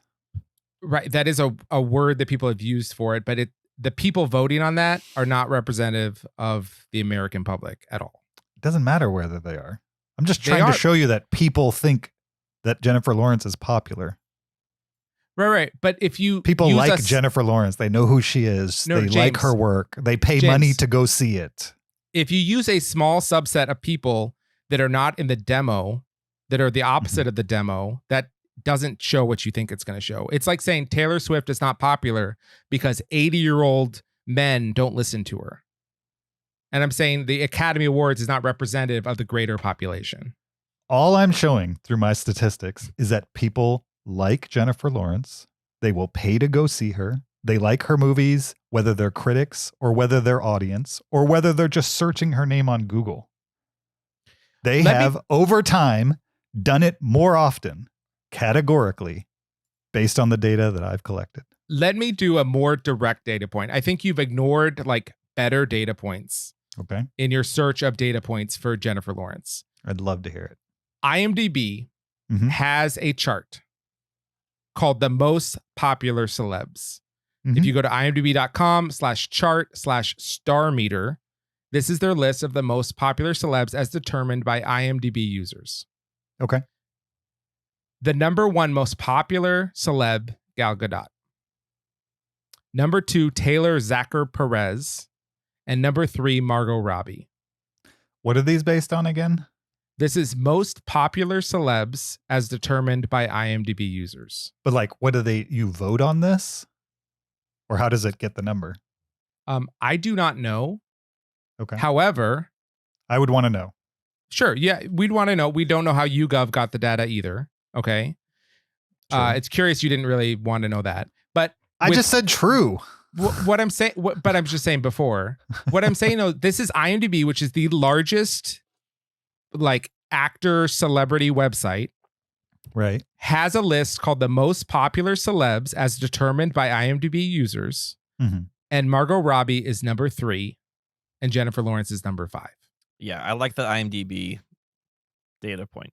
I think rather than like these like random, like which one is critically rated higher by 1%, I think a list by the largest movie database in the world that's driven by IMDb users listing popular celebs, that Margot Robbie is higher than Jennifer Lawrence. And this takes into account all of your history, all of the rankings of all of their movies, whatever it is. Margot You Robbie's don't know still that number for 3. sure. It could very easily just be a trending thing. Well, Lots of people saw Barbie in the last month. Lots of people liked it. James, that's why she's number 3. Popularity and trending are very similar concepts. Now, James, not always. I'm gonna throw you a bone here, and that is Margot Robbie, according to the Star Meter, she's number 3 and she's dropping right now. She was number 1, and Jennifer Lawrence is number 5 and is up like 24 points. So there's a good chance in a week these two could flip. And I still wouldn't trust it. Zach, if in a week Jennifer Lawrence was higher on the IMDb Star Meter than Margot Robbie, would you now say that Jennifer Lawrence was the more popular actress? Oh, for sure. Okay. Absolutely. Yeah. Right. I don't think that'll happen. I think because Jennifer Lawrence just a little bit ago was at 29 on the list and Margot Robbie was at 1. Do you know what I mean? Yeah. So yeah, I don't think that's likely to happen, but I think this is literally a list of popularity. It sounds like people move around a lot. Yeah, that's how popularity works. Some people are popular and then they're not popular. Based on what movie is currently in the zeitgeist. That's kind of what popularity means. I'm not talking about that. I'm talking about overall who's more popular. No. James, if you're that, then your argument would have been Jennifer Lawrence I gave you data points that didn't give you just fractions of time, the exact moment we're in. I'm talking overall. This is overall Big as well. picture. You don't know that this is not fractions of time or that this is not overall big picture. I don't. I'll agree with you, but it sounds like what Kyle's describing, where things are fluctuating week by week by like how many points? 4 at minimum. Sounds like something that's based on something that's trending currently as opposed to big picture. I don't know that for a fact, though. Feel free to figure it out and let me know. James, I'm not an IMDb Pro member, so I can't tell you more about it. James, I will say that the argument that you've always said, that we've always been arguing about, is who is more popular. And now I feel like you're changing it to who has historically been more popular. We may have said at the beginning of this argument, not even on this episode, but on a previous episode, that it started with that. But I have always been talking about this in reference to who is more popular in general, not in this very exact slice of time. Will you accept that? No, I don't think you've been arguing that. You have today, apparently, but like in general, still does not mean in the past. It just means like compared to people outside of movies and compared to it means pop that stars. That in a time when neither of them are trending, if you were to hold a photo of both of them in front of 100 people and ask them who they prefer, I think Jennifer Lawrence would win. What? I think James, she's more popular. No, that's not true because they're not going to answer what they would have answered in 2015. They're going to answer what they would answer now. Right. And right now, according to Google Trends, according to IMDb popularity, Margot Robbie is higher than Jennifer Lawrence now. So if you ask them now, they would say Margot Robbie. That's why I said I wouldn't ask them now while one of them's trending. I would ask them at a moment where they're neutral. Like, and that's in the past or the future? I mean, could be either. I can't ask them in the past, so I guess it would be in the future. I just think it's like saying like who is more popular, Jennifer Lawrence or Miles Davis? And I don't it's think like so. I think they're very similar people. Yeah, Miles Davis both and Jennifer Miles Davis, Lawrence Jennifer are very Lawrence are different. white women in their 30s. No, what I'm saying is Miles Davis was more popular, but if you ask today, Margot Robbie's more popular. Look, you can pretend like me comparing them is silly, but that's what we're doing here. No, we're comparing them. It's just you're talking the about whole her thing is popularity silly in the past. on its face. No, James, I'll admit that, even if you guys won't. James, it's just you're comparing her popularity in the past to Margot Robbie's popularity today. I'm comparing it in total. So even though she may have had a surge in popularity right now, Margot Robbie, I think in general, Jennifer Lawrence is more popular. Okay, let me ask you a very direct question then, okay? Mm-hmm. I don't want you to talk in general. I don't want you to take the past. I want your opinion, and I want you to pick a side. Okay. Today, this very moment, who is more popular at this moment right now? Margot Robbie or Jennifer Lawrence? Jennifer Lawrence. Can I prove that to you without going into the past? No. So what I want to say is it doesn't matter if you're arguing about the past or now. Either way, you think it's Jennifer Lawrence. Mm-hmm. I just can't prove it to you. No, I understand. But why?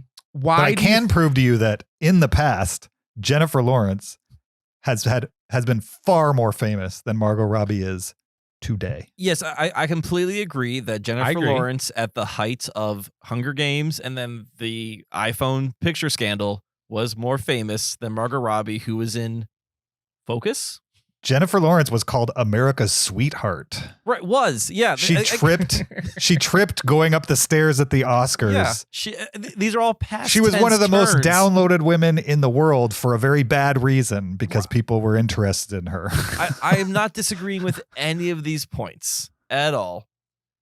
She all was past tense. Intensely more popular than Margot Robbie has ever been, even when Margot Robbie's starring in a movie that's making $1 billion. That's not true. Right now, Margot Robbie's more popular. According to IMDb popular celebs, according to Google about Trends. Jennifer Lawrence at the height of her popularity, the height of her exposure, the height of people's awareness of her. was 15 times more famous than Margot Robbie is currently. I mean, 15 times more Googled. I think in general. I mean, I've shown you people have seen her twice as much at the box office. Almost 1% liked her more if you were a critic and you got included in the Rotten Tomatoes meter. YouGov people seem to love her. Whatever that is. James, I do appreciate you bringing data. Thank you, Kyle. I applaud the effort in the research. I don't know if I agree with the data that's presented, and it has not swayed me. In fact, the data point we spent the most time on solidified it for me. But what data point was that? We don't have to go way into it, but I'm just the Google trends. Just looking that right now, there is a bigger spike for Margot than there is for Jennifer Lawrence. I will 100% concede that that trend means Margot Robbie's in a popular movie and people are Googling her name. That's fine. So she is more popular. Potentially. Okay. I don't agree with that, but I can't prove to you otherwise with data. James, I mean, I would have to go do the photo thing right now, and I'm not going to do that. James, can I suggest two things to you? Mm-hmm. One is consider the idea that popularity is a fleeting thing and it changes with time. And when you think about the idea of popularity, you should think about more currently than like in the past, as far as like who is popular. You should think of it as a fleeting thing that like comes and goes, like 15 minutes of fame, let's say. Okay. And the second thing I would suggest to you is if you mean who's more popular over the course of their career, then you should say that rather than just who is more popular. I did say that when we were originally talking about this. I don't know if I remember. I don't recall the over the career portion. I just remember who is more popular, Margot Robbie, Jennifer Lawrence. Okay, so James, if you were to listen back, I definitely said it. If you were to, all right, intrepid listeners, please fact check us. Let us know what was said. James, if you were to write one question, let's say you can go to, I don't know, Disneyland and interview 1,000 people. Okay. What question you can ask them one question. What's the question you're going to ask? To collect the data that you want. Not the one to collect data for this. Okay. So they have a binary choice, right? What's the question going to be? At their height, who was the most popular? Okay, at their heights. At their height, which has never come up. Which is you've never said at this point at all. Yeah. Yep. Okay. All right. That's all I need. That's all I need. At their height, I think Jennifer Lawrence was more popular. Popular is different than well known, but I think Jennifer Lawrence is more well known as well. But they are different. Popularity and well known. All right. Can we move on? Let's. Before we do, I have a short list of like 10 movies. Let's play a quick game before we go into Kyle's. I'm going to name a movie. You tell me if Margot Robbie's in it or Jennifer Lawrence is in it. Is Ready? This the list you were sharing with us? Yep. I'm going to shuffle it. I'm either that or I'm sure you don't remember it. Here we go. Okay. The Burning Plane. You guys can confer. It's not against each other. I've never heard of it, so I will say Margot Robbie. I think this is Charlize Theron movie. I think so. I think it's Margot Robbie. Well, maybe she's in it. I don't know. Okay. But Jennifer Lawrence or Margot Robbie is definitely in all of these. Okay. All right. Burning Plane is Jennifer Lawrence. Okay. Garden Party. Robbie. Jennifer Lawrence. Okay. Serena. Serena? Margot Robbie. Jennifer Lawrence. I See You. Robbie. Okay. The Poker House. Jennifer Lawrence. Okay. About Time. I think Robbie's in that one. Margot Robbie is in that. Yeah. Margot Robbie. That's maybe the only one you've heard of on this list. Sweet Francoise. Sweet friends. Jennifer Lawrence. Margot Robbie. spell sweet. Like Crazy. like crazy. Mm-hmm. Lawrence. The Beaver. Lawrence. Beaver. Yeah, that's too early for Robbie. I think. And finally, Vigilante. Robbie. The Burning Plane is a Charlize Theron movie. Oh, really? With Wow. Kim Basinger and Jennifer Lawrence. Have you seen it? I have not. It's on my watch list, though. Nice. Who's more popular? Oh, geez. Margot Robbie or Kyle's favorite actress? Can I ask a question? Sure. Do you mean right now or, Or historically? historically. Historic peaks. Historically, who's more popular? Charlize Theron. Yeah, Charlize. I mean, considering that right now on IMDb star meter that Margot Robbie is number 3, it's going to be hard for anyone to beat that. Not to go backwards, But we're going backwards. but if we were to ask the same question and I was to say historically, who's Jennifer more Lawrence, popular? hands down. yeah, Hands Jennifer down. Lawrence is There we historically go. more popular. That's what I've been Of arguing the course. whole time, so Yeah. I'm happy. What? It's not what you said. That's you were not the arguing, question James. was, though. That's what I've Because been if arguing. it was, we would have 100% agree with you. Clearly, that's what I've been arguing. All the data points support that. It's what I said You the said last who time we were is. talking Absolutely about this. not. You And it's said- what I've said multiple times while we were talking about our James, discussion I a few wrote it minutes ago. down. Jennifer Lawrence is more popular. Who is more popular, Jennifer Lawrence or Margot Robbie? And we were Jennifer talking. Lawrence is more popular in general. You mean like among everybody? Guys, we were That's so what it close to general getting out of means. this conversation. In In general, general. does not mean in the past. In Sure general it does. means among the population. Means in general. And I will. It's a meaningless phrase. I'm just saying, James, if you had been clearer, that's what you're arguing. And we attempted to be very clear, right? To know what we're arguing about. Kyle and I would have 100% agreed with you. So either you were not clear as you thought you were, or when we were talking last time about the Barbie movie, Mhm. you were making claims that like people were watching that movie not because of her or something like that, that it was the movie, not her, that's even popular. All of that. I still think that's true. Yeah, but all of that is talking about the now. It's not talking about the past. I just don't think Margot Robbie's as popular as people think she is. I mean, Historically. Sport. Yeah, she was not very popular Historically. in 2011. She really Even wasn't. now, she's not as popular as people think she is. People are not going to see the Barbie movie because Margot Robbie's great in it. That might be one reason to go see it. It's not the reason to see it. Are you sure about that? Yeah. Guaranteed, if you asked Guaranteed. somebody to give you the reason to see Barbie movie, what are they going to say? Before Margot Robbie being in it. the message. And what's another thing that people say constantly about that movie? Greta Gerwig. Because I agree with Kyle that the message will be said before Margot Robbie. No, you're getting towards Ryan Gosling. Yeah, it's going to be the message and Ryan Gosling, maybe Greta Gerwig. I think Greta Gerwig would be lower than Margot Robbie just because of name recognition. But Do you think people went to see the Barbie movie more to see Ryan Gosling than to see Margot Robbie?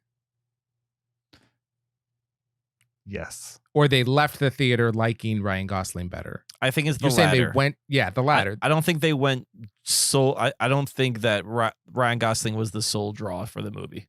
I think the big I don't draw think he was the sole draw. I think he was one of them and one that was more important than Margot Robbie starring in it.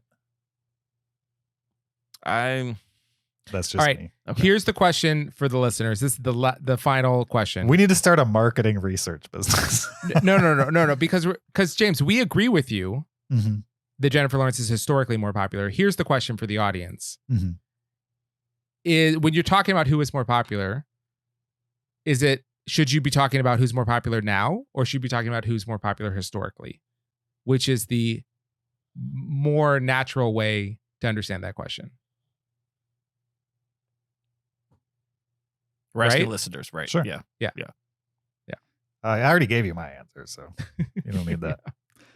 All right, Kyle, take us home. All right. I have a game for you guys. Has nothing to do with, well, it might have to, I don't know. It may adjacently affect Margot Robbie or Jennifer Lawrence, but Sure. yeah. Okay. So I found a list, or actually a website that had a little quiz, and I'm going to give you this quiz. I'm going to give you the first line to a movie. Okay. Like the first spoken line to a movie, and you need to tell me what movie that is. Got it. Okay.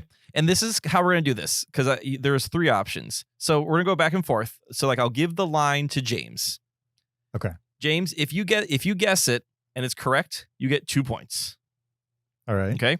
If you guess it and it's wrong, then I'm going to give Zach the multiple choice, and there's 3 of those. If Zach gets it, he gets a point. Okay. And are we round robining, or we're just guessing out loud? No, we'll go back and forth. So each of you get a chance to get the 2 points. So it's 2 points, then 1 point? Yes. Now, I thought of another thing. Tell me if this is too complicated. Let's say I give it to James and he doesn't know it. Then James can ask for the multiple choice for 1 point. If he gets it wrong, then I'll give the last 2 to Zach for half a point. Oh, you'll cut it in half? Well, why would he not always ask for the multiple choice rather than giving it to me? Because I might know it flat out. No, okay. So if he knows it flat out, 2 points. If he doesn't know it, ask for multiple choice for 1 point. If he gets the multiple choice wrong, then it goes to you for half a point with the remaining options. And there's only 3 options, so then it goes to you for only 2 options. So that's a 50-50, hence the half point. Gotcha. Okay. But if he guesses it without the multiple choice and gets it wrong, then it goes to you for 1 point with all 3 options. I like that because Yeah. it at least gives you a shot. Exactly. So we can pass If you don't on know the it 2. flat out, you at least have a shot. Let's do Yep.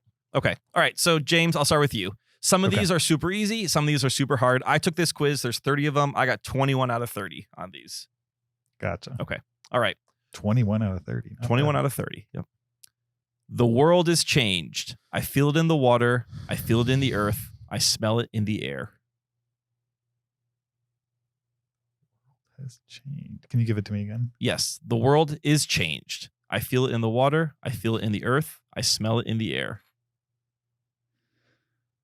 I don't know. If you don't have a guess for 2, I can give you the multiple choice for 1 point. I do have a guess for 2. Okay. But if I get it wrong, I don't get a second shot at it. And Zach, Nope. It goes to Zach for the multiple choice for 1 point. Right.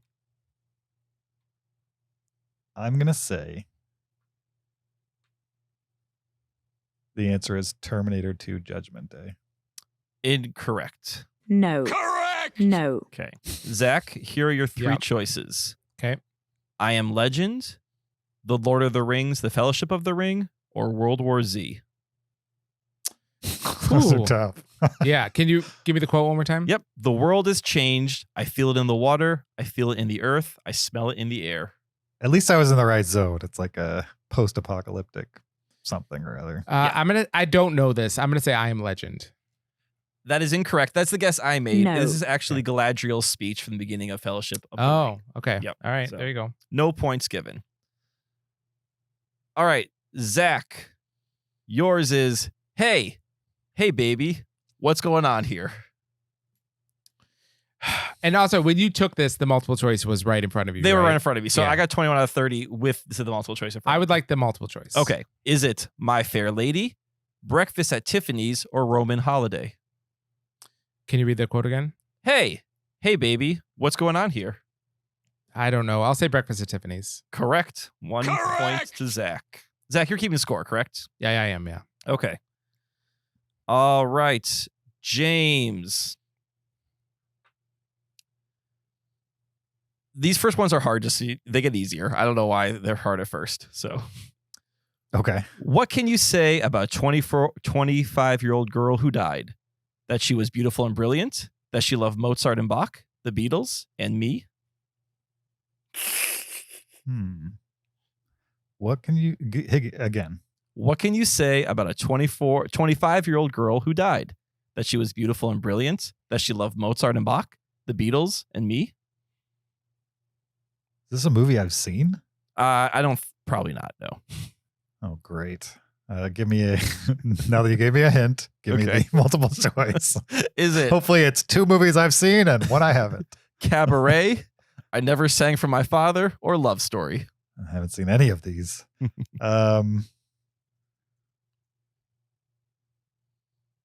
Give me the titles again. Cabaret, I Never Sang for My Father, or Love Story. Just because I have to guess, I'm going to guess Love Story. Correct. There's your point. I mean, that was just, solid reasoning based on the titles. This gets a little bit easier for Zach. Okay. As far back as I can remember, I always wanted to be a gangster. See, I don't know these movies as well as you do, Kyle. Oh. I have a guess of what it is, but not want to waste my thing. So, although the multiple choice are probably all very similar gangster movies. Why don't you give me the multiple choice? Goodfellas, The Godfather, or Casino? Yeah. The Goodfellas was probably what I was going to guess if I could have. So I'll say Goodfellas. That's correct. 1 point. Okay. Yep. Correct. James. Yes. This is a dialogue between two people. Okay. What's your name again? Chrissy. Where are we going? Swimming.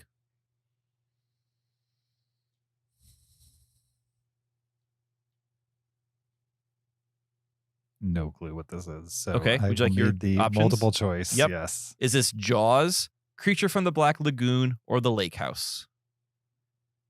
It's probably Jaws. Is that your guess? I don't know. Yeah, sure. Yep. Jaws for a point. Correct. Yep. Chrissy's Man, the girl who gets... I should have known that. Yeah. eats I at should the have known beginning. just from the name Chrissy. Okay. We're tied. All right, Zach, Zach. would you have gotten that? Would I have gotten that? Or No, is it I I would would Zach have Zach guessed. gotten I would have guessed. All right. Yeah. You would have guessed Jaws, or you would have guessed? I would have guessed Jaws because it's the most popular movie. You would have guessed without the multiple choice? No. Okay. that? Zach, good luck with this one. Rosebud. Citizen Kane. That's 2 points for Zach. Yes. Correct. Ridiculous. All right. And then James, you get... It was on a side road outside of Los Angeles. I was hitchhiking from San Francisco down to San Diego, I guess. A half hour earlier, I thumbed a ride. Citizen Kane 2. Electric Boogaloo. Electric No Boogaloo. clue. Give me some options. Is this My Friend Irma, Miracle on 34th Street, or The Postman Always Rings Twice? Whatever that first one was. My Friend Irma, Sure. incorrect. Zach, No. for half a point. Miracle on 34th Street or The Postman Always Rings Twice? Can I get the quote again?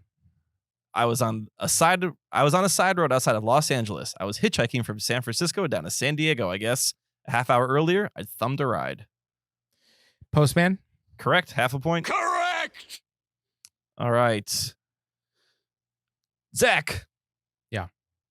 All right, Charlie. That the joint? Oh, multiple choice. The Tingler, The Apartment, or Some Like It Hot? And one more time. All right. The quote or The quote. Yeah, the okay. quote. All right, Charlie. That the joint? Some Like It Hot. Correct. For a point. Correct. James. Yes. These are Please, old sir. movies. I want some more. I didn't know that's the first line. Apparently. I figured it'd be in the middle somewhere. Nope. It's at the beginning. I don't really know. Would you like the multiple choice? Have you heard this line before? Please, sir, I want some more. I mean, I kind of feel like it's like a Christmas Carol. Doesn't Tiny Tim say something like that or something like that? I mean, Tiny Tim does have a quote that's famous. I don't think it's "Please, sir, I want some more." Okay, well then I won't guess that. Okay. Thanks for helping you the out there. gimme. Zach, do you know Please, this? sir, I Yeah, want for some sure. more. Please, sir, I want some more. Give me some options. Oliver, Curly Top, or Annie? I don't know what Curly Top is. So, that's what's her name, right? Yeah. The kid actress from Shirley Shirley Temple. Temple? Yeah. Mhm. I don't think it's that. So Okay. it's either Annie or Oliver, and I'm guessing it's probably Oliver. Correct. Correct. There's a point. Zach, I had the craziest dream last night. I was dancing the White Swan.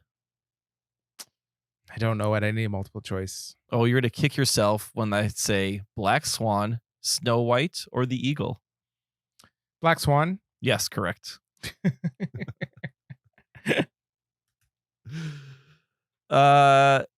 James. Oh, I think you can Yes. get this one, James. Okay. I was 12 going on 13 the first time I saw a dead human being. Stand By Me. That's 2 points to Correct. James. Nice. Finally, one that was made All in right. my lifetime. Zach, Black Swan. watch this shot now. Shoot, man. Go. Multiple choice. South Pacific, Greece, or West Side Story?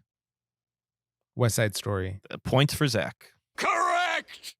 Do you know I just James. watched Grease a couple nights ago? Oh, nice. You just watched what? Grease. Julie had never seen it. Really? Yeah. How many sisters does she have? 2. They never watched Grease. Guess not. I don't know. Wild. Yeah. I wonder if Emily's seen Greece. Probably not. Probably not. All right. She had to see it between 2 and 0. All right, James, here's your quote. All right. All right. So this is the world, and there are 5 billion people on it. When I was a kid, Mhm. there were 3. It's hard to keep up. That's a good first line. It's good for Sounds like a great movie. I don't Yeah. know what it is, but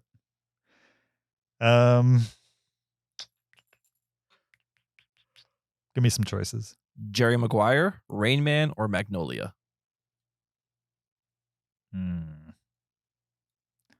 don't think it was Jerry Maguire. Magnolia is a weird enough movie that could be it, but that's not really the thesis of Magnolia. I don't feel like. Okay. Rain Man, since it's a number, he's very focused on numbers. So I'm going to go Rain Man. That's incorrect. Sorry to say. No. Zach for half a point. Jerry Maguire or Magnolia. Jerry Maguire. Correct. Correct. Why would he say that at the beginning of Jerry Maguire? It sounds like the kind of humor of that movie. Yeah. I've only Like- seen it once. Me too. Yeah. Only the one back in It 1996. was a long whatever. time ago. I Yeah. don't remember the humor. Do you guys know how many people there are in the world now? Is it over 7 or is it over 8? Like I feel like we're growing exponentially now. It just passed 8. We just passed 8. It just passed 7 not that long ago either. Yeah.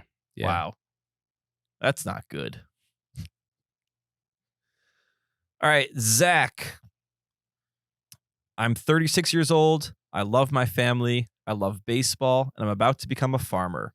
But until I heard the voice, I'd never done a crazy thing in my whole life. Oh my gosh. You give them all the easy ones.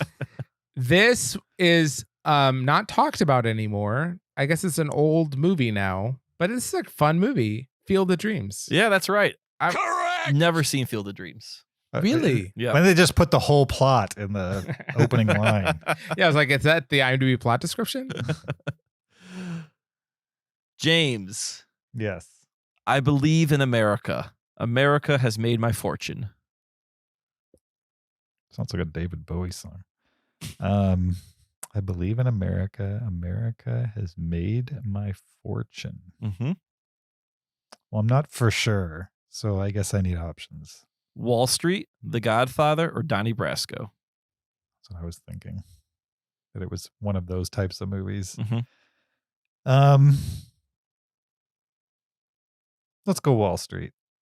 Sorry, it's not No. Wall Godfather. Street. Zach, what do you say? Godfather for half a point. Correct. Correct. Yep. Zach. I only watched Godfather too.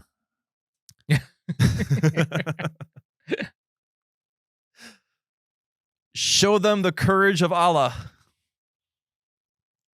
Oh, I need multiple choice on that one.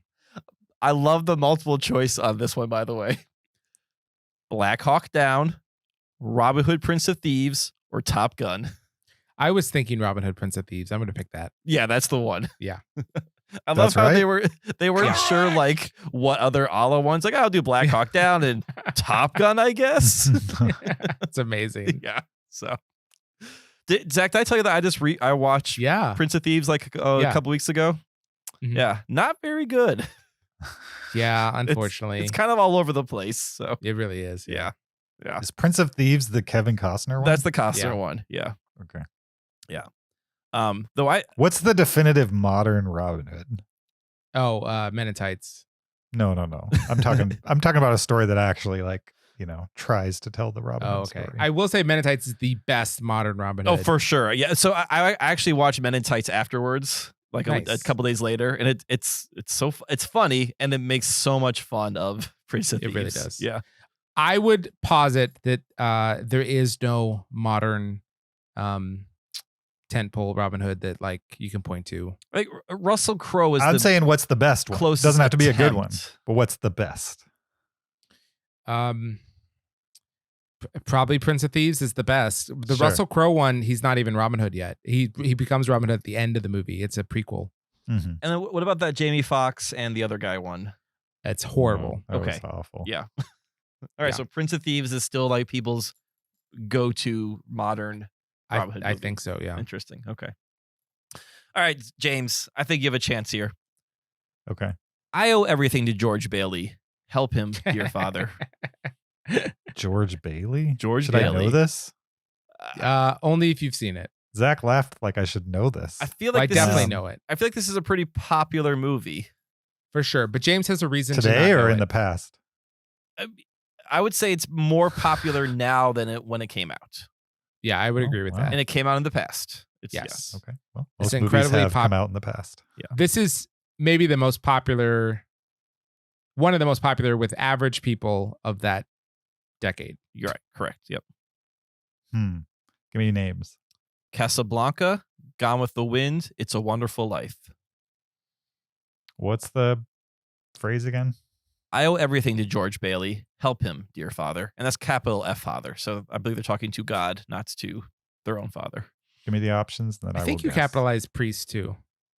Oh, it could be father, priest also. Yeah, Interesting. be. Okay. It's not, Casablanca, Gone with the Wind, or It's a Wonderful Life. I don't know. I don't think it's Gone with the Wind, but it Okay. probably is now that I've said that. But instead, I'm going to go with whatever the last one was. It's a Wonderful Life. Sure. Correct. Yes. Correct! Yeah. George Bailey's the the main character. I don't remember that The main name in character. Gone with the Wind. But Okay. Zach, what Yeah. came first, the music or the misery?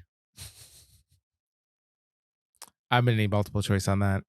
Singles, High Fidelity, or Dazed and Confused? I'll say High Fidelity, but I'm guessing. That's a correct guess for a point. Correct! James, Mm-hmm. what are you doing? You don't stop here.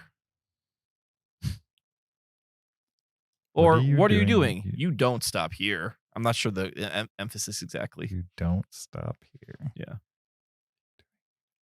I have no clue. Give me- Mulholland Drive, Psycho, or Blue Velvet?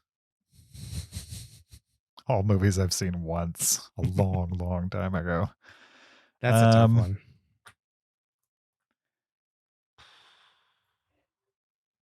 Mulholland Drive. That's a point. Correct! Yeah.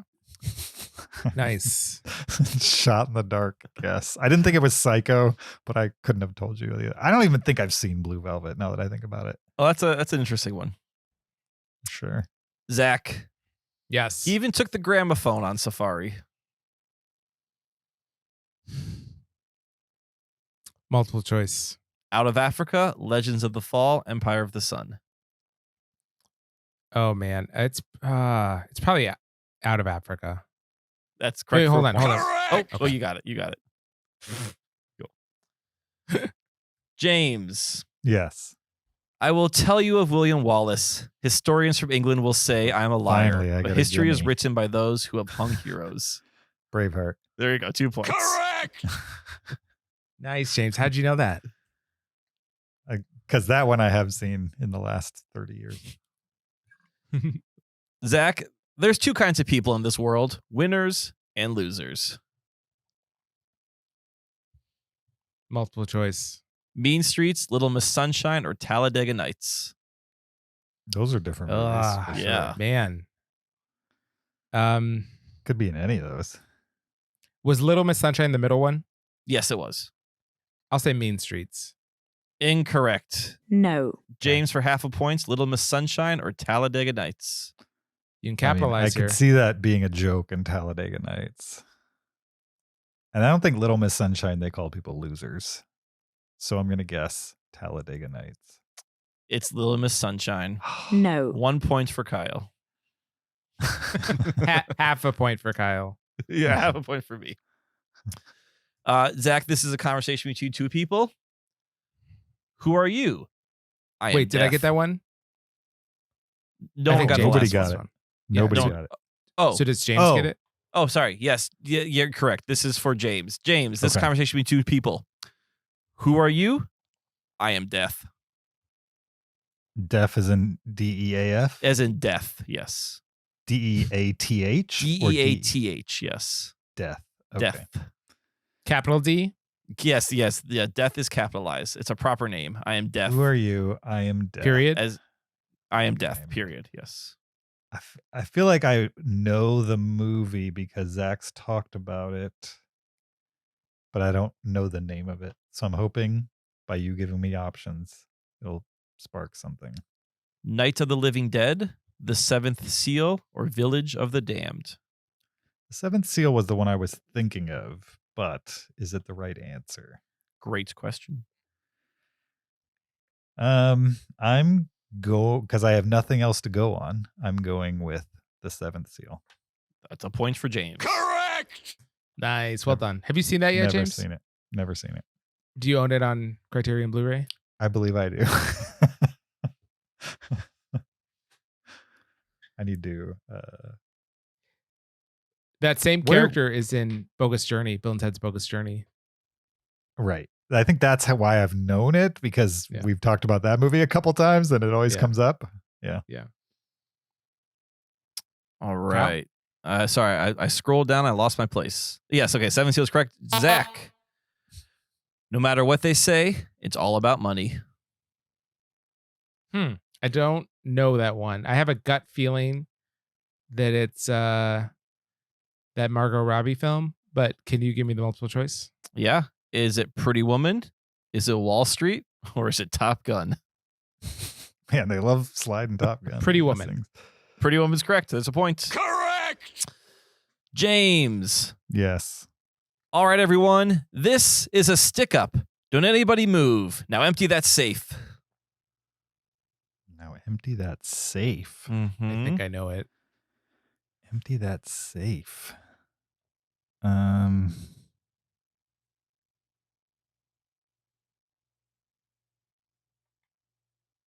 I think I know it too, but I'm not sure. So I want the options to see if the one I think James, it is. you need to take some big swings right now. Do you want to play Do it I? safe? You might need to. I'm looking at the scores. Just tell me what the scores are. Do you want to know the scores? Yeah. Kyle has half a point. Yes. I on the know board. that. James, Because you you have might be 9 lying points. to me to make me. I could be stick lying to my you. neck out I there. could be lying to you. James, you Right. have 9 points, Okay. and I have 14.5 points. How many are left, Kyle? 1, 2, 3, 4, Please read it out loud. 5. Don't just give us a number. 6. They're not numbered Overview. 6. They're not Can you numbered. read it slower? Can you count slower? Let me double check that. 1. I'm gonna say. There's a So Winnie in the order Pooh to catch book. up, I need to be making big, bold guesses. Is what you're saying. Yeah, So I'm gonna just suggesting guess it. Dog Day Afternoon. that is wrong. No. Zach, is it Heat, The Town, or Toy Story? None of those. My guess was going to be The Dark Knight. Okay. Can you give me the quote again? All right, everyone. This is a stick up. Don't anybody move. Now empty that safe. I do not know the answer to that one. I'll say Heat. Toy Story. Okay. No. Remember Ham, or Andy's doing the voice of Ham. Yep. Okay. Let's see. James. Zach. Zach. Zach. In Jailhouse Rock, Elvis was everything rockabilly's about: living fast, dying young, and leaving a good-looking corpse. Could I have multiple choice? Hard Rain, True Romance, or The Big Lebowski? I don't know this, but I'll guess The Big Lebowski. Incorrect. No. James, half a point. Hard Rain or True Romance? True Romance. Yeah, that's True Romance. That's a Tarantino line for sure. Mm-hmm. Gotcha. James, when I was lying there in the VA hospital with a big hole blown through the middle of my life, I started having these dreams of flying. I was free. Sooner or later, though, you always have to wake up. It's a good line. It's a good line. When I was lying awake in the VA hospital. I was lying there in the VA hospital with a big hole blown through the middle of my life. I started having these dreams of flying. I was free. Sooner or later, though, you always have to wake up.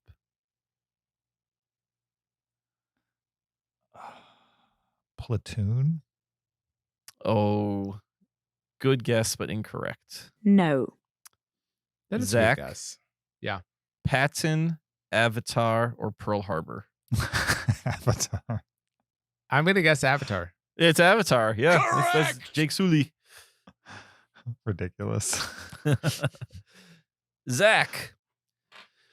People did not give it credence that a young girl could leave home and go off in wintertime to avenge her father's blood, but it did happen. Multiple choice. True Grit, High Noon, Gray Owl. True Grit. Correct. Correct! Point. James. Yes. Only ever met one man I wouldn't want to fight. I have no clue. But I'm going to guess. Oh, wow. I have to, right? In order to Well, I mean, not probably wild can't win guess. at this point. I'd rather take a point than a guaranteed 0. Right, but the only way to win is for me to do this. Like, you basically have to lose all the rest, and I have to get full 2s in order to even come close, right? How many questions are left? That might have ship have even One. sailed at this point. Two. This one and one more. Okay, then yes, you do have to. Even if I get the next 2 and you get 0, I can't win. I'm pretty sure. You may have dug yourself a hole a little early in this game, yes. Right. Then I'll take the answers. Is it Platoon, Rocky, or $1 Million Baby? Rocky. Incorrect. No. Zach, is it Platoon or $1 Million Baby? What's the quote? Only ever met one man I wouldn't want to fight. Oh, interesting. $1 Million Baby? That's correct for half a point. Correct! All right. What First band is person she to shout fighting this in? out gets 4 points. Okay. Okay. We were somewhere around Barstow on the edge of the desert when the drugs began to take hold. Fear and Loathing in Las Vegas? That's correct, yes. Correct! Never seen it. Oh, you haven't? Nope. Oh, I thought that'd be one that would be gettable. I have that one on Criterion Blu-ray. That's a Criterion, really. Yeah. All right, Wait. that is it. That is the movie famous first line quiz. Nice. That Bunch was of fun. famous I will lines in there. I like the premise of the game for sure. I do feel like I had a few more easy ones than James did. Yeah, I didn't have time to curate this, so I just found a bunch of various quizzes of this ilk. Yeah. And found the one that I thought were the most gettable, but also the easiest for me to proctor. So this one Totally.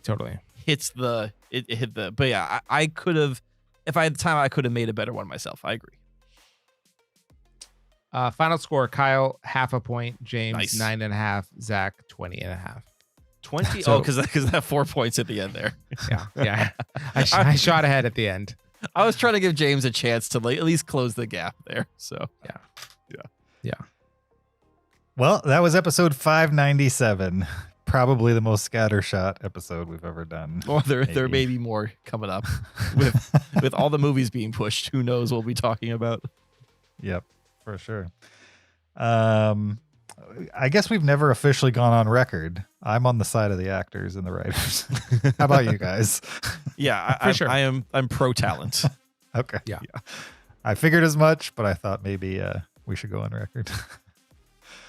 Thanks for listening to this episode 597. We appreciate your listenership. Don't forget, check out the video version on YouTube. Subscribe there. Check us out on Patreon, patreon.com/Cinereelists. Leave us an Apple Podcast review or send us an email to heyguys@cinereelists.com.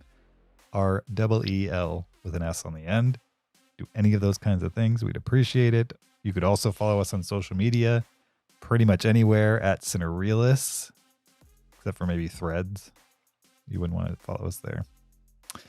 And also you could follow me on my social media accounts. My two preferred ones are Twitter and Letterboxd at YoJRB. Yes, and I'm on Twitter, Letterboxd at Shaubin. And I'm on Letterboxd at Peter SKB. Nice. We will be back next week with, we don't know. We don't know what we're going to do next week yet. Maybe The Equalizer 3, but probably not. I'm guessing.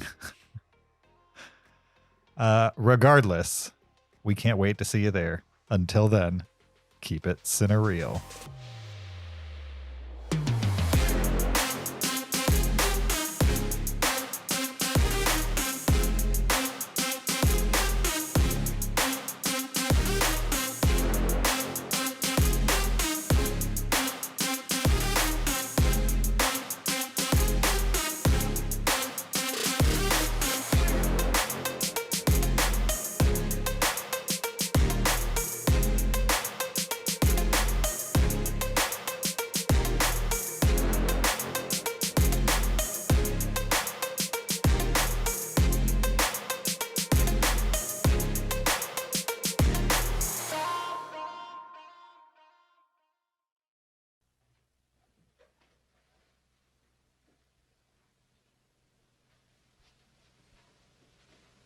You're still here? It's over. Go home. Go.